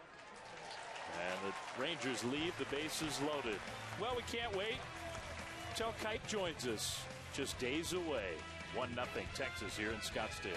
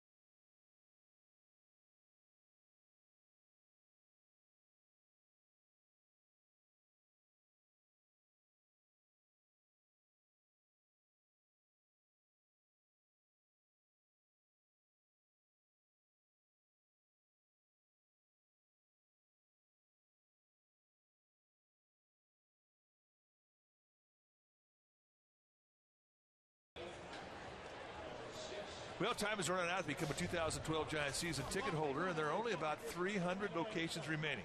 Giants representatives are at the ballpark right now, and they are sitting there waiting for you to call them, and they will answer your questions. Season ticket holders receive best seats, best prices, postseason rights, and this is your last chance. So there are 300 left, and they're going fast. So call 415-972-2298 and reserve your location for the 2012 season, because it's going to be a good one. You're not allowed to just sell a season ticket for every seat in the house in Major League Baseball, so it's a limited number, and the Giants are almost there. And Major League Baseball requires that you save some back. Should your team go to the playoff, you have to have room for press and tickets for your opponent. And it's nice to have single game tickets available, so fans who don't have season tickets can get to the yard. But the season tickets are precious, and there are not many left. Here's a guy who's probably opened more eyes than anybody during the spring, Gregor Blanco. Seems to be in very good shape to make the big league club.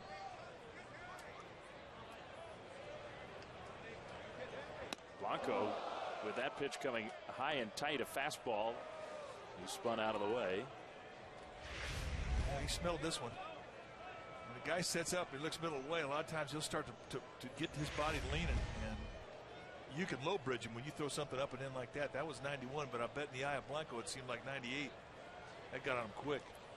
Neil Kotz, second pitcher of the night for Texas, and Blanco stays alive with a foul ball. Again, another good balanced swing. And this is after a guy just buzzed him 91 under the chin. He threw kind of a lazy breaking ball up there, but he never left the back foot. He had good balance on that back leg, and this is what he's shown the Giants all spring. 1-2, and Blanco rolls that one to Kinsler for out number one. Hold on. Well, Giants fans don't need a whole lot of reminder as Posey's coming up. Andres Torres, late bloomer, turned into such a valuable player for the Giants over the last few years, and Gregor Blanco could, he could be in that same category. That just took a little longer. I don't think you could call Buster Posey a late bloomer, though. Yeah, but no, he was a prodigy right out of bed. I mean, this guy, he got in that batter's box like he'd been in the league 10 years. He had presence in the batter's box from the day that he showed up in the big leagues. That's a given. But Blanco is a guy, I mean, and leadoff guys, speed guys, it takes a while to learn that game. And Blanco, 28 years old, I mean, that's about right. Say, how long does it take for a guy? Frank Robinson played 23 years, I think, at the big league level. I asked him how long it took for him to hit. He said, it took me 10 years to learn how to hit. And he was dead serious. Now, he was putting up some pretty good numbers while he was learning. But it's the same thing for pitchers. It takes you a long time to learn how to pitch. 4, 5, 6 years for some guys. I mean, guys like Matt Cain figured it out a little quicker than others. Some guys never learn it. And the leadoff position, the speed positions, and that's a tough position in the lineup to learn. Posey bounces that one to Ian Kinsler. That'll be out number 2. And you have to have bat control. You have to know how to take pitches. You can't be intimidated with 2 strikes. You got to be able to bunt. You got to be able to push bunt, drag bunt. You have to know when to steal. You have to know how to anticipate a jump. I mean, all those things. To watch Brett Butler, who I thought was one of the really great leadoff hitters the Giants have ever had. You know, he was the finished product, but it took him a long time to learn to get to that. But Blanco's learned it. Aubrey Huff, the hitter now, taking ball 1. Well, and I think one thing about Blanco is when you come to the table with some skills already, and he's an excellent defensive outfielder, he's a really good base runner, he's a good base stealer. When those are already present, and then he makes some improvements on the offensive side, you're talking about a guy who could have a lot of value. So anyway, a player we're learning more and more about, Gregor Blanco. Aubrey Huff got into that one, well hit. And Hamilton's not going to get there. That one's over Josh Hamilton. Impressive lefty against lefty. Aubrey Huff with a 2-out double.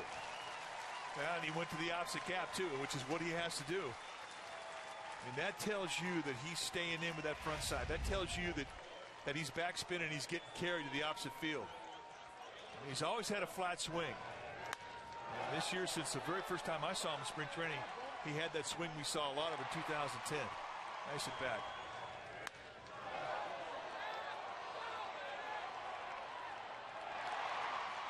Hitter has an at bat like that, he's feeling locked in. Yep. Guarantee it. That's a strong front side at bat. Happy not to be facing Jamie Moyer, that's for sure. After last night, Huff had some funny comments after the game about what it's like to go up against a guy like that. Belt hit one hard, and it popped out of the glove of Kinsler. And Brandon Bell to be safe at first base. But another good at bat for a left-handed hitter against Neil Kotz.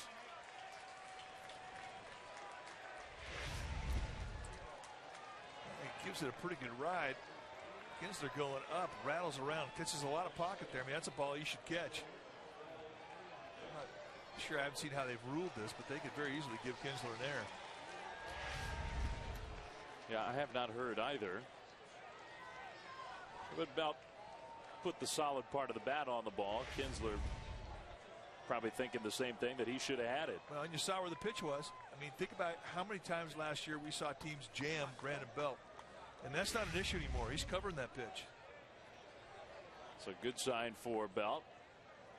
The pitching coach for the Rangers, Mike Maddox, one of the best in the business. We got 2 of the very best pitching coaches in the game here tonight at Scottsdale Stadium. Indeed. And both guys, you know, are similar in that they have done everything as a player. As a pitcher, they've pitched and they've started, they've relieved, they understand it. They have a lot to give young players, and they get the trust of their athletes too, which is so important if you're going to be a coach or a teacher. Nate Sherholtz, another left-handed hitter with a chance to take a swing against Neil Kotz. Try to get his spring going. Nate's been sidelined with a couple nagging minor injuries. There's a breaking ball for ball 2. And Mike Brian Zabian was pretty frank with me earlier today when I asked him about Sherholtz. And he said Nate needs to get on the field, or Nate's in danger of not having that spot at the beginning of the regular season if he can't get himself in enough games to be truly ready to go. It's a tough situation for him. I mean, he's had a couple of nagging injuries this spring. A groin, a hip, his forearm on his right arm.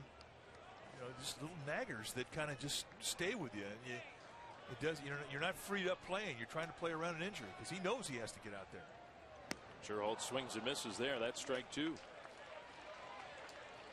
Well, there's a lot of competition. I mean, the Giants have Pagan and Cabrera for outfield spots. Belt and Huff have been taking at bats out there. We were just talking about Gregor Blanco. So this will be an important week plus for Nate Sherholtz. Next 10 days are very important for him.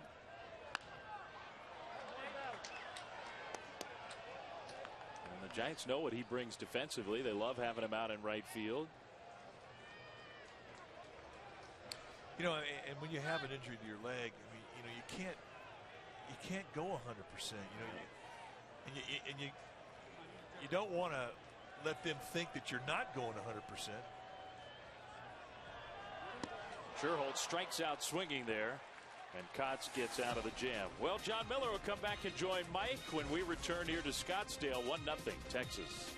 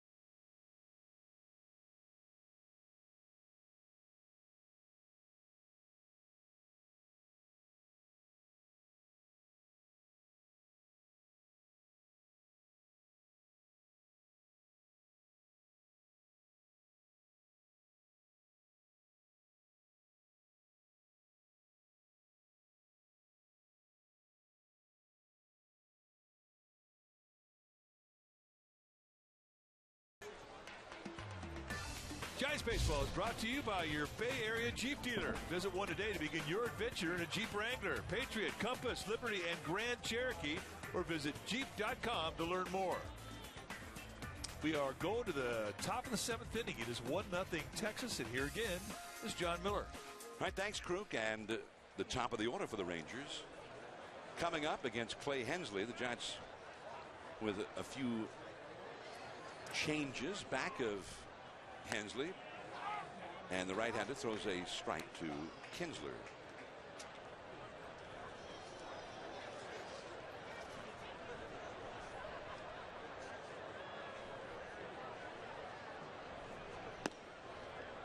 One ball, one strike to count now. Kinsler is 1 for 3 in the game. He singled back in the 5th inning against Bumgarner. Giants with a new catcher also. Buster Posey is finished for the night. He went 6 innings in this one. Check swing. And that two-seamer ran off the inside. A no swing on the appeal, says Mike DeMuro, umpiring at first at present. 2-1 the count. Also, the Giants have Brett Pill in left and Justin Christian in right. Nice pickup by Terrio. Nice throw.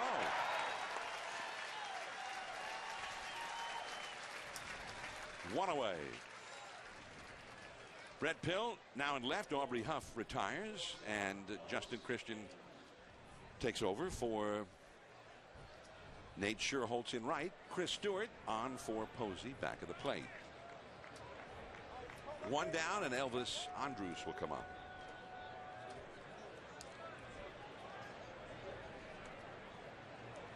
Rangers have had 9 hits in this game, but just the 1 run.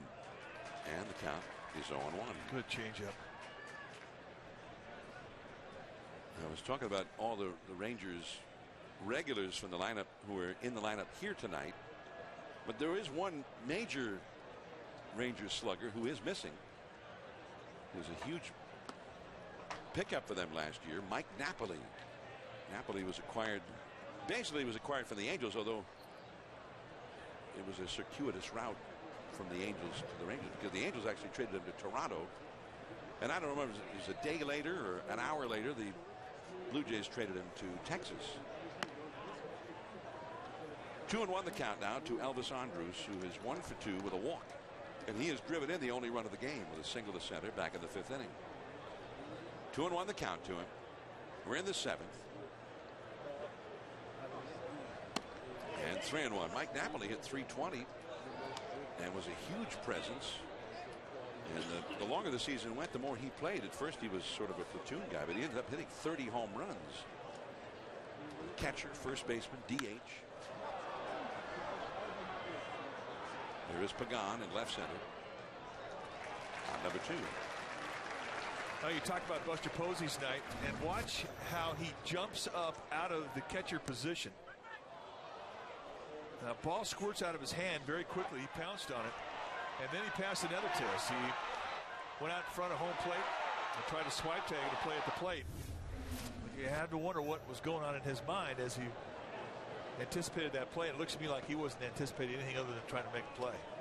So it was another test that was passed. Indeed, it was a little, almost too eerily similar to the throw and this location of the runner and whatnot to that horrible night back in May of last year when the injury occurred. Josh Hamilton slugging center field with a count of 1-1. Well, you go through it once and you adjust. And as severe as that was, he'll never forget that, nor will any of us. The Giants have asked him, and I don't think they just asked him, they basically ordered him to play it that way, the way he played it in that inning. And Carlton Fisk, who is now a Hall of Famer, that's the way he played it. And a lot of great catchers played it that way. Strong inning for Clay Hensley. 3 up, 3 down. 1-0 Texas.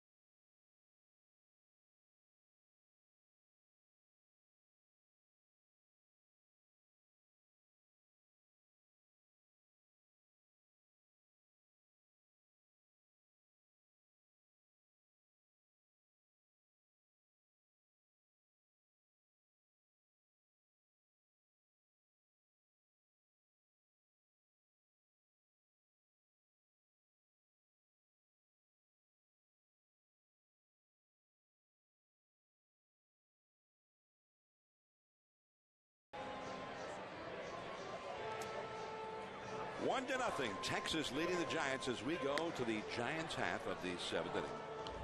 Comcast Sportsnet has complete Giants coverage on Sportsnet Central every night at 10:30 p.m. Comcast Sportsnet, authentic Bay Area sports. With Mike Krukow and Dave Fleming, I'm John Miller. Giants baseball from the Cactus League. Big crowd, a sellout crowd, including many out there on the grass-covered hillside, sort of in picnic mode out there with their blankets. What a night. It was 81 degrees at game time at 8 minutes after 7. The Rangers with a 1-0 lead over the Giants, as Giants have suddenly gone into a real dry spell offensively. The Giants have been scoring a lot of runs this spring, hitting well. But last night, shut out by the Rockies. 1 hit for the whole game for the Giants. And they've been shut out for 6 innings here tonight as we go to the 7th. They're trailing 1-0. Tim Lincecum fan. There's Mike Adams, former Padre. Was acquired from the Padres for the stretch run by the Rangers last year. One of the best setup men in the National League. And there's ball one. The catcher, Chris Robinson. You know, one of our keys of the game tonight was find your rhythm. And one of the things that is very difficult in spring training, because you know, players aren't playing 9 innings. And it's rare that you get a game where you're playing with the varsity, your starting lineup. You know, more often than not, you're playing with half your lineup because it's a split game where you're bringing up young players, or one guy will play 2 innings and he's got a minor nag, and all of a sudden he's out of the game. It upsets the rhythm of your offense as you start to put things together. Slider. That falls in. Adams covering. Out! And Terrio not running well. Remember, he rolled his ankle a few days ago and missed 2 or 3 days, and he was limping after passing the bag there. Although I think the Giants thought, even though he was slowed up a bit, that he was still safe. And Bruce Bochy going to go out and have a chat with the umpire. He hit that bag of his ankle, and it did not feel good. I guarantee he felt that one. A nice play from Kinsler, and really, you know, for Adams, doing the right thing you're taught to do, and that's get over there and cover first base. And ball's hit to the right side, and he winds up getting it out. I like Bruce Bochy over here talking with Mike DeMuro, first base umpire. Anderson's got to get in shape too. All right, let's watch how he hits the bag with his right ankle. And he immediately started limping, and I would be surprised if he came back in this game. Well, that angle also made it look like DeMuro may have gotten it right, that his foot was 2 inches away from the bag yet. And maybe if Terrio had to do all over again, he would have just jumped right over the bag. That hurt. Crawford thrown out by Kinsler. Brandon Crawford has had one of the Giants' 5 hits in this game. Retired. He's now 1 for 3. 2 down in the 7th. And Emmanuel Burris, who's had 2 hits for the Giants, will come up.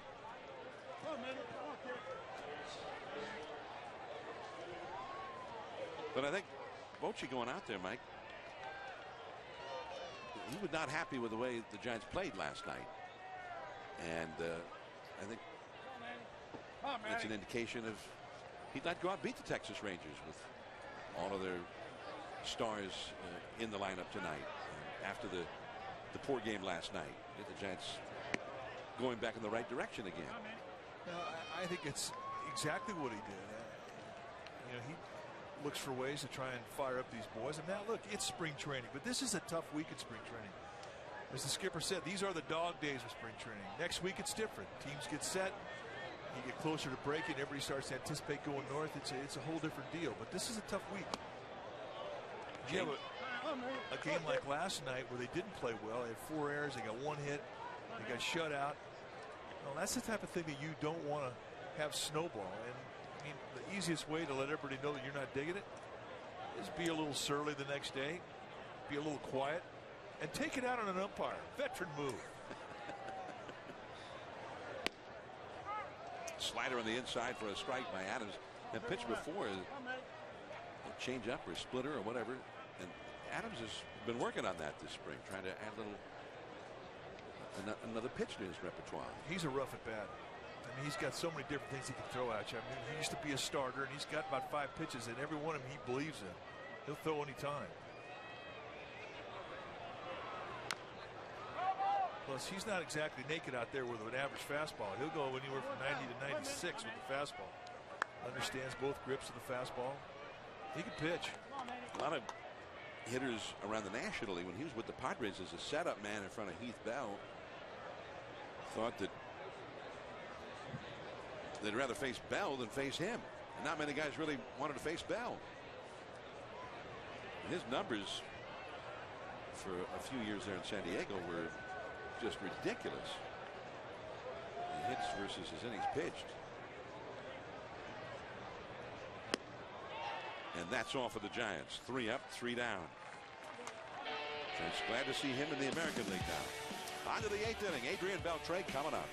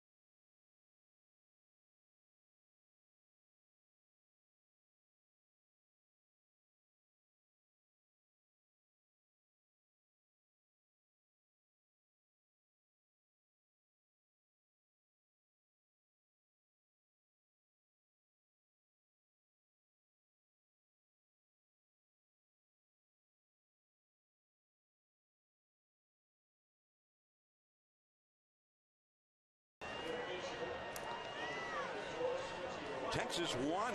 The Giants nothing as we head into the 8th inning from Scottsdale Stadium. Giants baseball from the Cactus League. I'm John Miller with Mike Krukow and Dave Fleming. Radio from the desert both tomorrow and Sunday at 1 o'clock each day. The Giants Cambiar Radio Network. There is Sergio Romo. Romo's elbow was giving him a little trouble there for a while, so they sat him down for several days. So tonight is his return to action. Yeah, he's pretty excited about the inning he was going to pitch today, too. We were talking together in Giants clubhouse before the game, and he said it's not an issue. He goes, I kind of go through it every year when I start throwing the sliders hard against hitters. My arm gets a little hot, but it's calmed down, so I'm good to go. There's a Romo fan. They're easy to spot.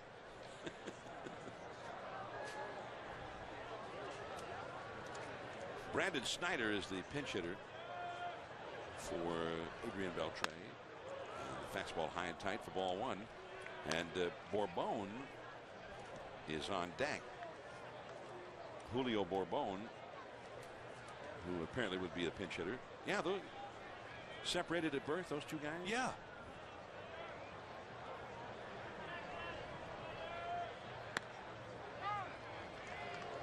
Although that guy, he didn't remind me so much of Romo as he looked like a relative of Fidel.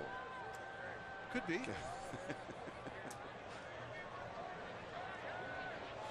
a distant cousin. 1 ball, 1 strike. Ooh, there's the slider. That is the disappearing slide ball. And what is so deceiving about it is it does not have the normal spin of a slider. It doesn't have the little red dot that you would see when you throw a slider. It's a no dot slider. Joaquin Arias at second base. So also Joe Panic in at short and Connor Gillespie at third. Foul tip off the glove of Stewart. Beld is still at first, but now Arias at second. Panic back from the minor league camp at short. And Gillespie at third. Pillen left, Pagan in center, Christian in right, Stewart behind the plate. 1-0, Texas ahead. Brandon Snyder is the hitter for the Rangers.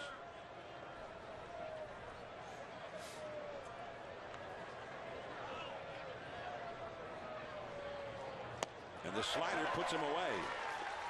As it has put away so many before. You just don't see it, and all of a sudden, boom, it explodes away from you, and you wind up swinging at air. It's tough. Here is Julio Bourbon pinch hitting for the DH, Michael Young. Bourbon, very fast, excellent center fielder. And they were hoping that he'd become their regular center fielder, but it has not happened. He's hitting .345 for the spring. He bunts it, but foul. And the count is 0-1. We were talking to some Rangers people before the game, Mike, and it sounds like they wouldn't mind if Bourbon and a guy named Craig Gentry, a couple of young center field types, would just go out and emerge and show that they should be the center field tandem and let Josh Hamilton just stay in left field every day. But it still has not really happened. There's Panic, former St. John's star. Giants first round choice last year in the draft, and 2 men are gone. And now another Beltre is going to come up. Engel Beltre pinch hits for Nelson Cruz.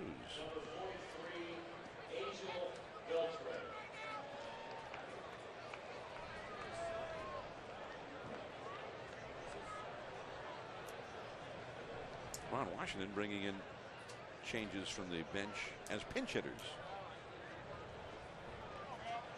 So 2 down, nobody on in the 8th inning, 1-0. The Rangers leading the Giants.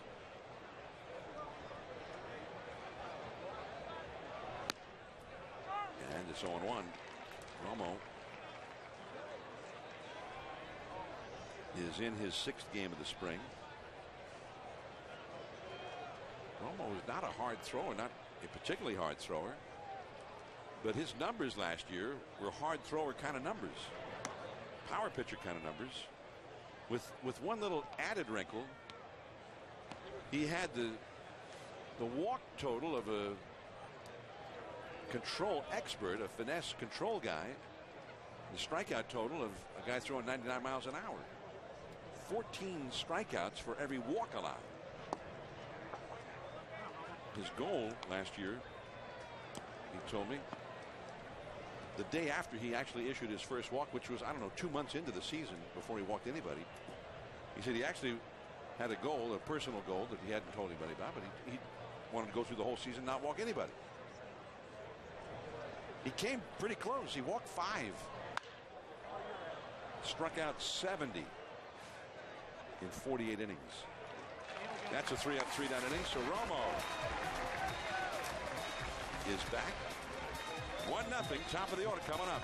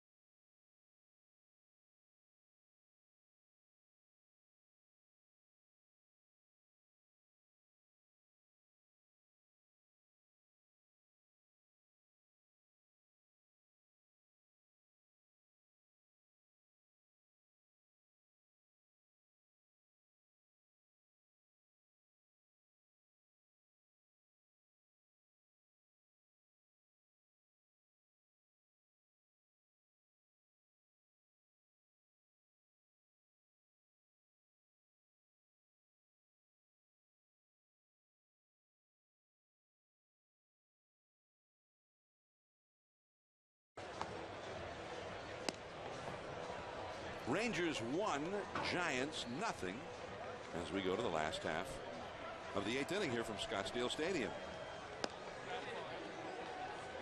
The Texas Rangers with numerous changes, starting with a new pitcher, Robbie Ross? Robbie Ross, out of Nicholasville, Kentucky, came up through their system, and this is his 4th year of professional baseball. But look at his minor league totals as a starter, just about 68. He said 69 appearances, 68 of them has been as a starter, but 26 and 20 lifetime. But here's the kicker: 2.88 ERA, averaging just about 8 strikeouts per 9 innings. This guy's got a future. Whether it's going to be as a starter, we don't know yet, but they like this guy. Sign him out of high school.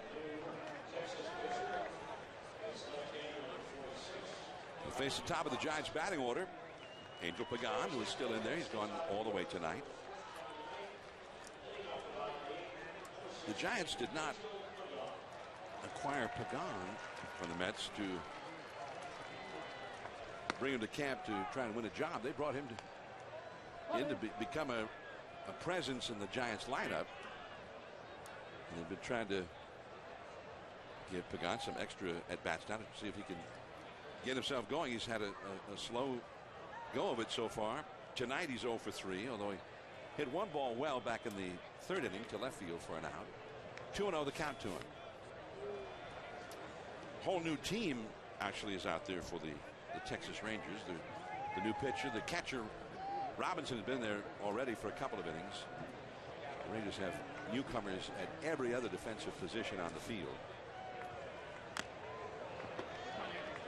Foul tipped into the glove, the high fastball. It's 2-1. A little tardy on that swing. Well, he's gripping. I mean, he has not hit the comfort zone yet. It takes some guys a little bit longer when they come over from another team in the offseason by way of a trade. The new second baseman is Gonzalez, and Pagan is retired. One away. The Giants trailing 1-0. Madison Bumgarner started tonight. Another very strong outing for Bumgarner. In fact, let's ask him. He's joined us from downstairs. Madison, what was your feel for your night? I felt really good. We worked on a lot of stuff out there and made some good pitches, and I feel after today feel more ready for the season than I have. So I'm excited to get going. What about facing the Texas Rangers? I mean, it's spring training, you're getting ready for the season, so on and so forth. But the Texas Rangers, you faced them in Game 4 of the World Series in 2010. Was that kind of something that was in the back of your mind a little bit? No, I mean, I was kind of geared up for this team a little bit. It's probably the best hitting team in baseball. So if it's not the best, it's right up there. So. We'll talk about what you threw tonight. What was working? Did you throw all your pitches? Yeah, we threw a lot more change-ups than usual, trying to work on that and incorporate it a little bit. Got a pretty good feel for it, and worked on the fastball down and away a lot more.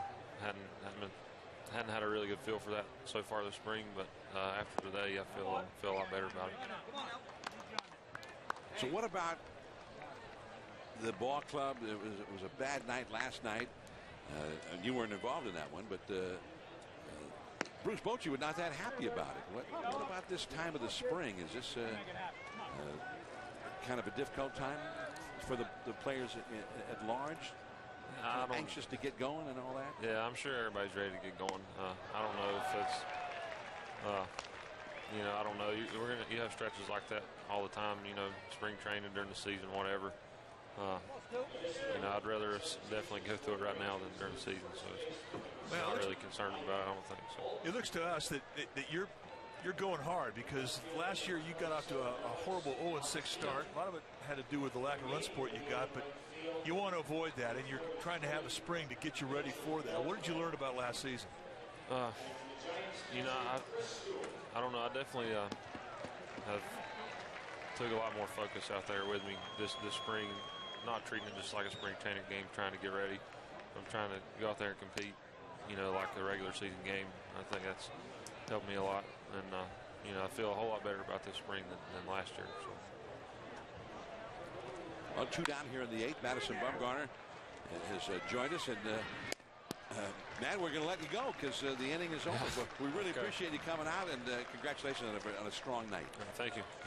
Madison Bumgarner, the outstanding young lefty of the Giants. We're going to the 9th, 1-0 Texas.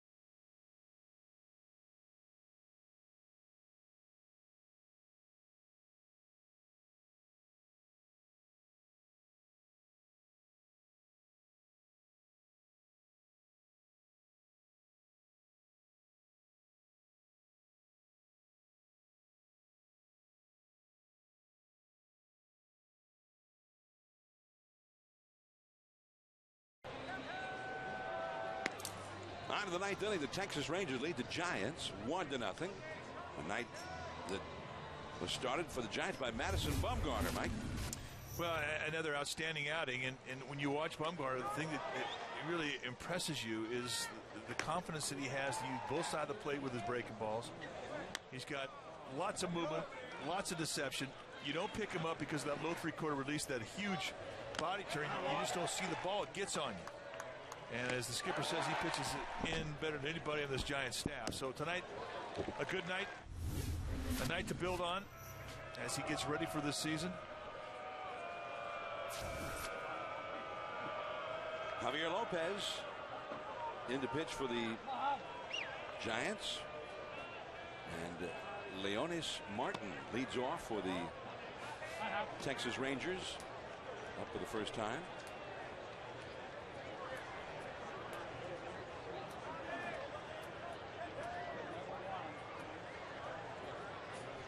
He is from Cuba. Remember that Cuban national team? The Rangers signed him in May of last year. Leonis probably says it Martin. Leonis Martin. Check swing. Gillespie. Martin is retired, one away. That's a tough at bat for a young guy who's not familiar with the big leagues. You come into a game cold and you're a left-handed hitter and you have to face Javier Lopez right away. It's a rough at bat. And I think Javier Lopez has got the most difficult task coming into spring training than any of the Giants pitchers, simply because he has to find about 4 different release points, because he will adjust his arm angle depending on the hitter. He'll go anywhere from a 3/4 down to a complete submarine style and everywhere in between. And you take this guy for granted, and what he does is just is incredible. I love it when he gives what I like to call the full Monty. He not only throws it submarine style, he angles the body and seems like he's throwing it from over near the first baseline. Oh, big crossover step. He jumps at you. But I mean, everybody down here is trying to find that one slot to have control of one release point. But he literally has 4 that he toys with. And then he has confidence to use. He'll use a higher release if he's facing a right-hander. He'll start a guy off early in the count with a high sidearm, and then he'll finish him off with the full money you're talking about. And those are all different release points. Down the right field line. Cut off with some excellent hustle by Christian, and he holds Robinson to a single. That's a nice play.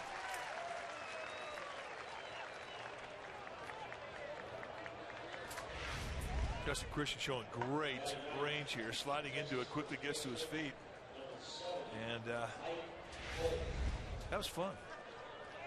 Now Mike Olt will come up for the Rangers with a runner at first rather than a runner at second or even third. That ball had gotten by and into the corner. He might have run for a while. Olt up for the first time in the 9th spot in the order where Mitch Moreland had been. Moreland scored the only run of the game. That was back in the 5th inning. The Rangers ahead 1-0 over the Giants. Gonzalez is out on deck. Runner at first here in the 9th.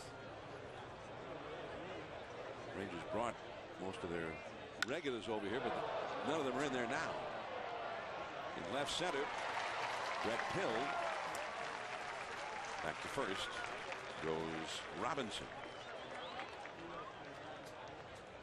So 2 down. Brett Pill right now, along with Aubrey Huff, Brandon Belt, involved in a battle for a spot in the ball club. One of the battles shapes up as 3 guys, those 3 going for a first base, left field kind of a combination position. And Bruce Bochy was talking about the 3 of them. He said, so far, no separation. That's a foul ball hit by Gonzalez. Well, I mean, it's going to be tough. I mean, there's some guys that are going to be heartbroken walking out of this camp because some of these guys have some pretty good arguments to go north, and they're not going to go. But it's pretty much the way it is in every camp. There's always these stories and these battles for jobs. I mean, that's another reason why this is a rough week. Next week, as you get closer, some of these decisions are going to be made. Because it's a stressful scenario when you have 3 guys going for one job. And it's stressful on everybody in the clubhouse. It's not something you talk about. Everybody knows what's going on, but it's definitely can upset a team. That's through that hole on the right side. Robinson will stop at second as Christian charges the ball. Gets it into panic. So 2 men on for the Rangers. That makes 11 hits for the Rangers now. But with all of that, just the 1 run. And the batter will be Hernandez. Another one of the rookies. Just into the ball game. Luis Hernandez up against Javier Lopez. Lopez is in his 8th game of the spring. He has not allowed a run this spring. In 7 2/3 innings up till now. And watch Javier Lopez now. He'll throw a higher arm angle here to a right-handed hitter. The bloop. That's in there, base hit. Christian up throwing as Robinson heads home. And it is 2-0 Texas. Gonzalez over to third base.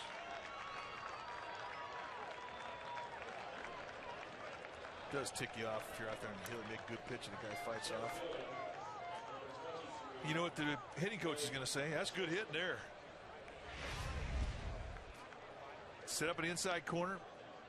Cuts it right at the belt. Runs up the bat a little bit. Fights it off. Gets a knock, an RBI, and the inning continues. Craig Gentry will come up for the first time in the spot that Josh Hamilton had occupied.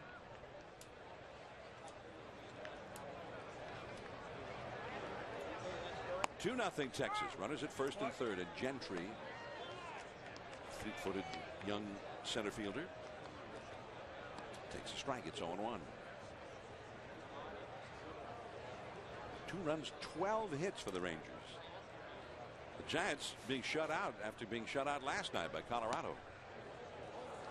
And it's a ball and a strike. Jamie Moyer last night, they said he had no pitch in his 4 innings that was clocked at higher than 78 miles an hour. 49 years old. I have a feeling, Mike, that if for no other reason than what he showed last night, that the Giants will be seeing Jamie Moyer in the regular season in that early series in Denver. 1-2. You know, you get used to an average fastball, which is around 90 miles an hour. And you get used to it. And then all of a sudden, the guy's throwing 79 at you, and it's impossible. And everybody's looking for timing down here. Nothing can screw you up faster than a guy who's way below the hitting speed, and he can spot with a little tail on it, which Moyer's been doing forever. Gentry got hit by that pitch. He immediately took off for first base before the umpire said, yeah, go to first. All right, is it back foot slider? And that's, oh, come on. He's got to have at least a bruise. Yeah, it may have clipped a shoelace. Was that, I mean, from Darryl Cousins, was that sort of like, because he turned around and asked him finally, he says, I got a hit, right? And Cousins said, oh, well, if you say so. Yeah, that's how it goes. And the bases are loaded. And here is Brandon Snyder up for the second time. Good pitch.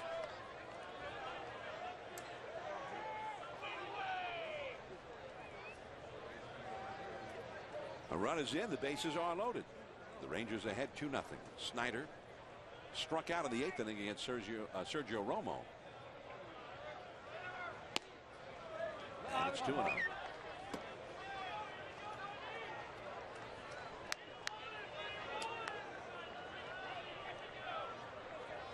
Three men on. Gonzalez at third, Hernandez at second, Gentry, who is very fast, at first. And it is 2-1. Quality 2-0 pitch. Julio Bourbon on deck would be next. By the way, Pablo Sandoval not in the game tonight. He also has had a hard time getting the bat going this spring. And he did one of those minor league camp games today where he batted in every inning. And he went 1 for 5 in that game. Oh, look out. That was right over toward Bruce Bochy sitting outside the dugout. Yeah, he thinks they're picking on him. Look out, Boach. They make the base coaches wear helmets. They need to wear, the managers need to wear helmets there. 2-2 the count. And it's 3-2.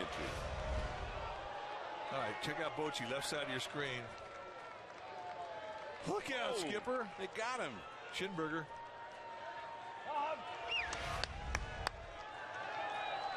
He's an old catcher, though. He likes that. So he enjoys. Payne is good. 3-2. The runners go, and the ball is fouled out of play.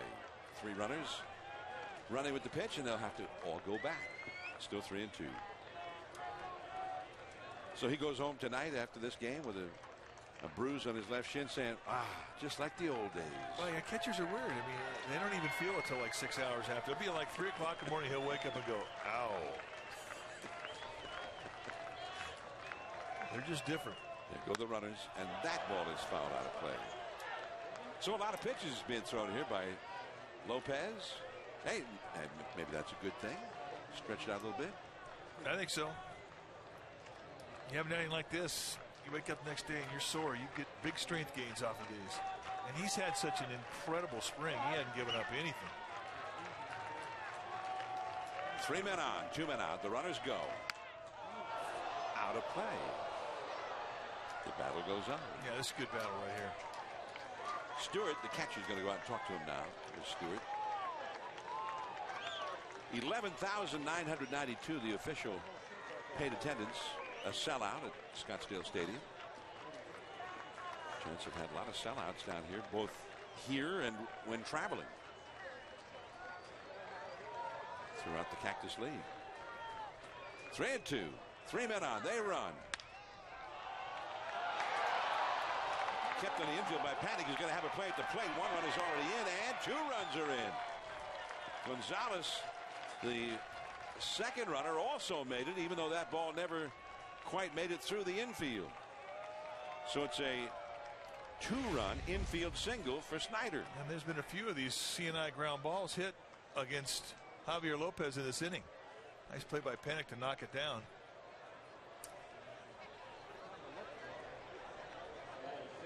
Get a chance to see Joe Panic, last year's first-round pick.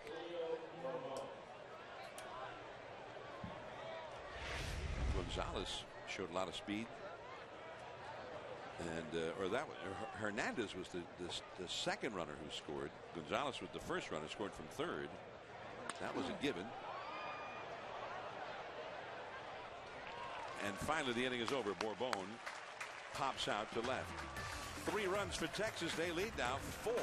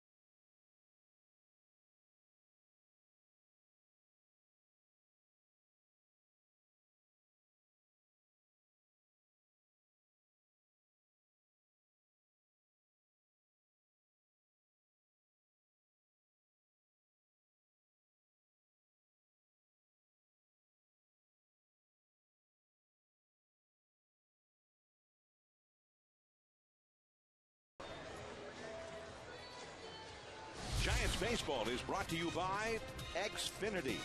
Only Xfinity On Demand has what you demand.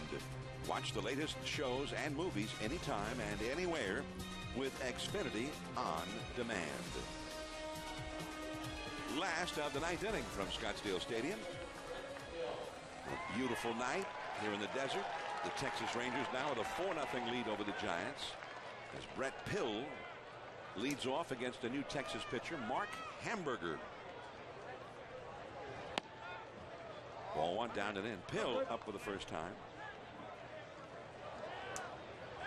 Pill was doing real well earlier in the spring. Then he slowed down a little bit for several days. But earlier this week, he brought the Giants from behind with a long 3-run homer. And Bruce Bochy was all smiles about that. He said it was a great at bat by Pill. There's a high drive into deep left field. Way back there. He's done it again. A home run.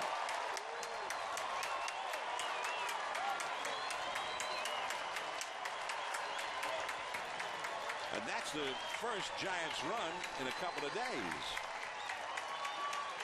So what does that tell you? Brett Pill likes Hamburger. We suspected it, and now we know. All right. And that was not a fastball. You talk about hand strength right here. His legs were gone, but the bat stayed back. Throws the bat head, see ya.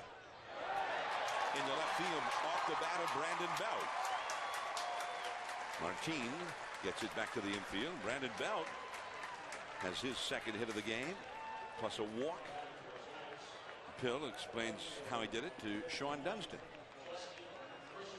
Well, that's an at-bat. Look at the lower leg. Now he'll slide forward and reach, but he's still got thunder in the bat head.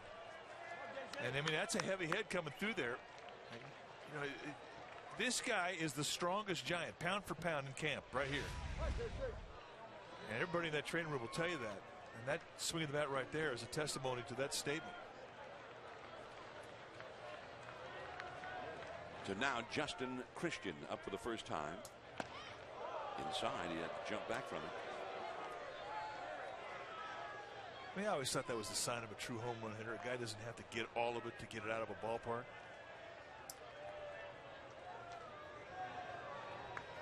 Absolutely. And that's down and in again. 2-0 the count.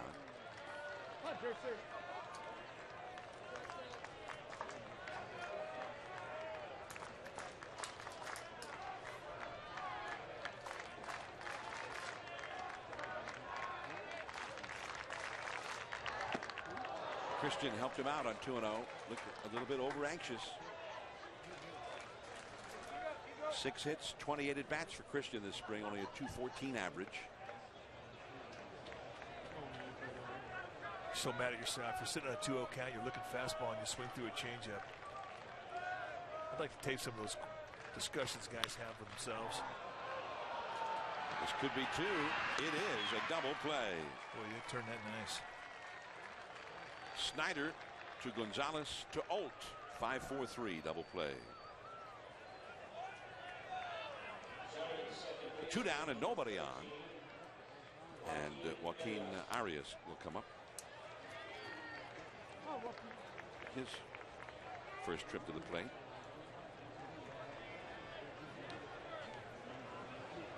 Four to 1, Texas ahead in the last of the ninth.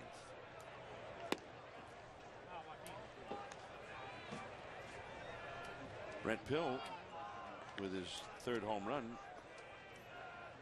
and he joins Melky Cabrera and Hector Sanchez.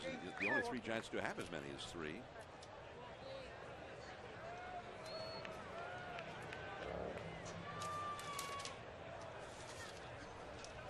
Texas Rangers have something very similar. The Rangers don't have not a single hitter with more than 2 home runs this spring.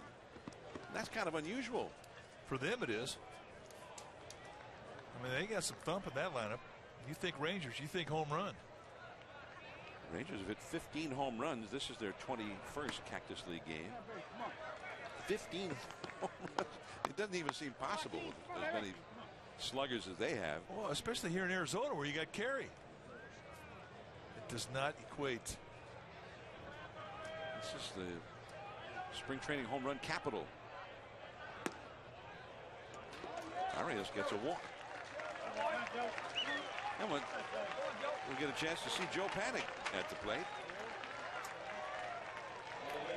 Dave Fleming went over and emceed the ceremonies over the minor league camp the other day. They gave out a lot of awards. They keep statistics. Maybe Dave told the story when he was over here. But they keep statistics that are sort of not the normal statistics. Home runs, RBIs, batting average. But things like runners at third, less than 2 down. And what was your percentage of getting that guy home? Well, Joe Panic won that award. He went to the minor leagues last year. I think Salem Kaiser in the Northwest League.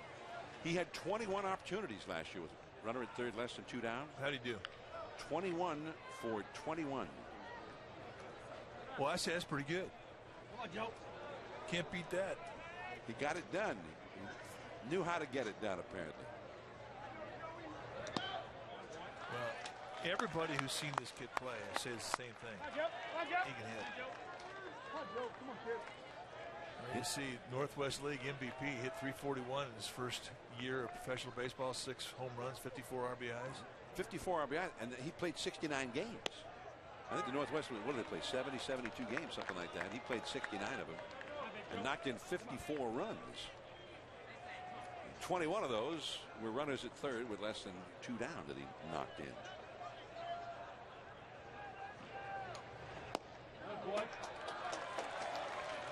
East Coast kid, grew up a Yankees fan. Favorite player? Derek Jeter. Come on, shortstop.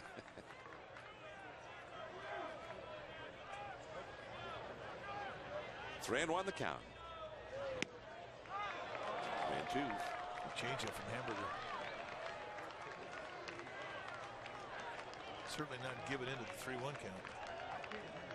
Hamburger was signed at an open tryout camp with the Minnesota Twins at the Metrodome. Walked in, tried out, got signed. 3-2 with 2 down. There goes Arias. Panic fouls it away. Still 3-2. Panic, born in Yonkers, New York, up the Hudson a ways outside of New York City. Out of St. John's. In his 3 years at St. John's, his combined batting average was 371. Last year, his final year, he hit 402 at St. John's. Arias runs. And it's ball 4.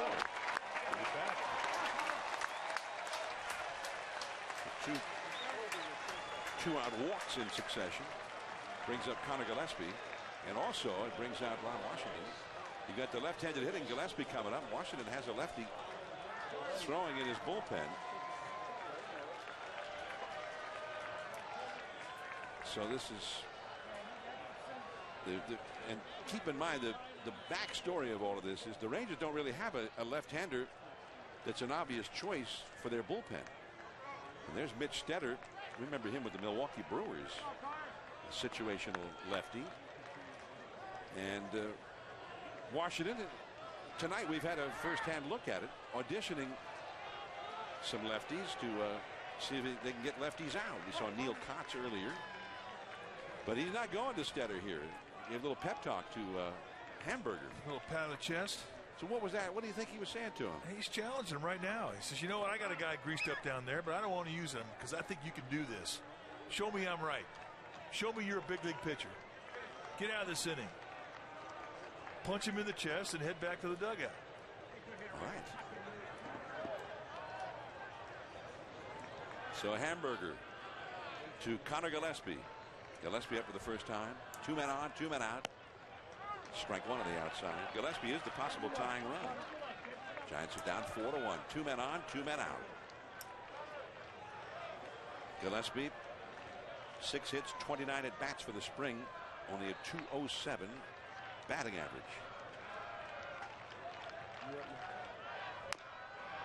Off his foot. Ouch. As quickly he's behind in the count. 0-2. I like Gillespie's swing. He doesn't have a lot of moving parts. He's very quick.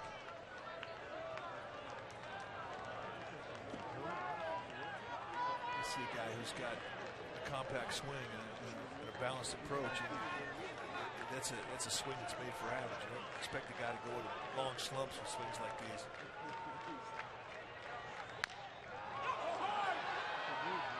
Gonzalez throws out Gillespie.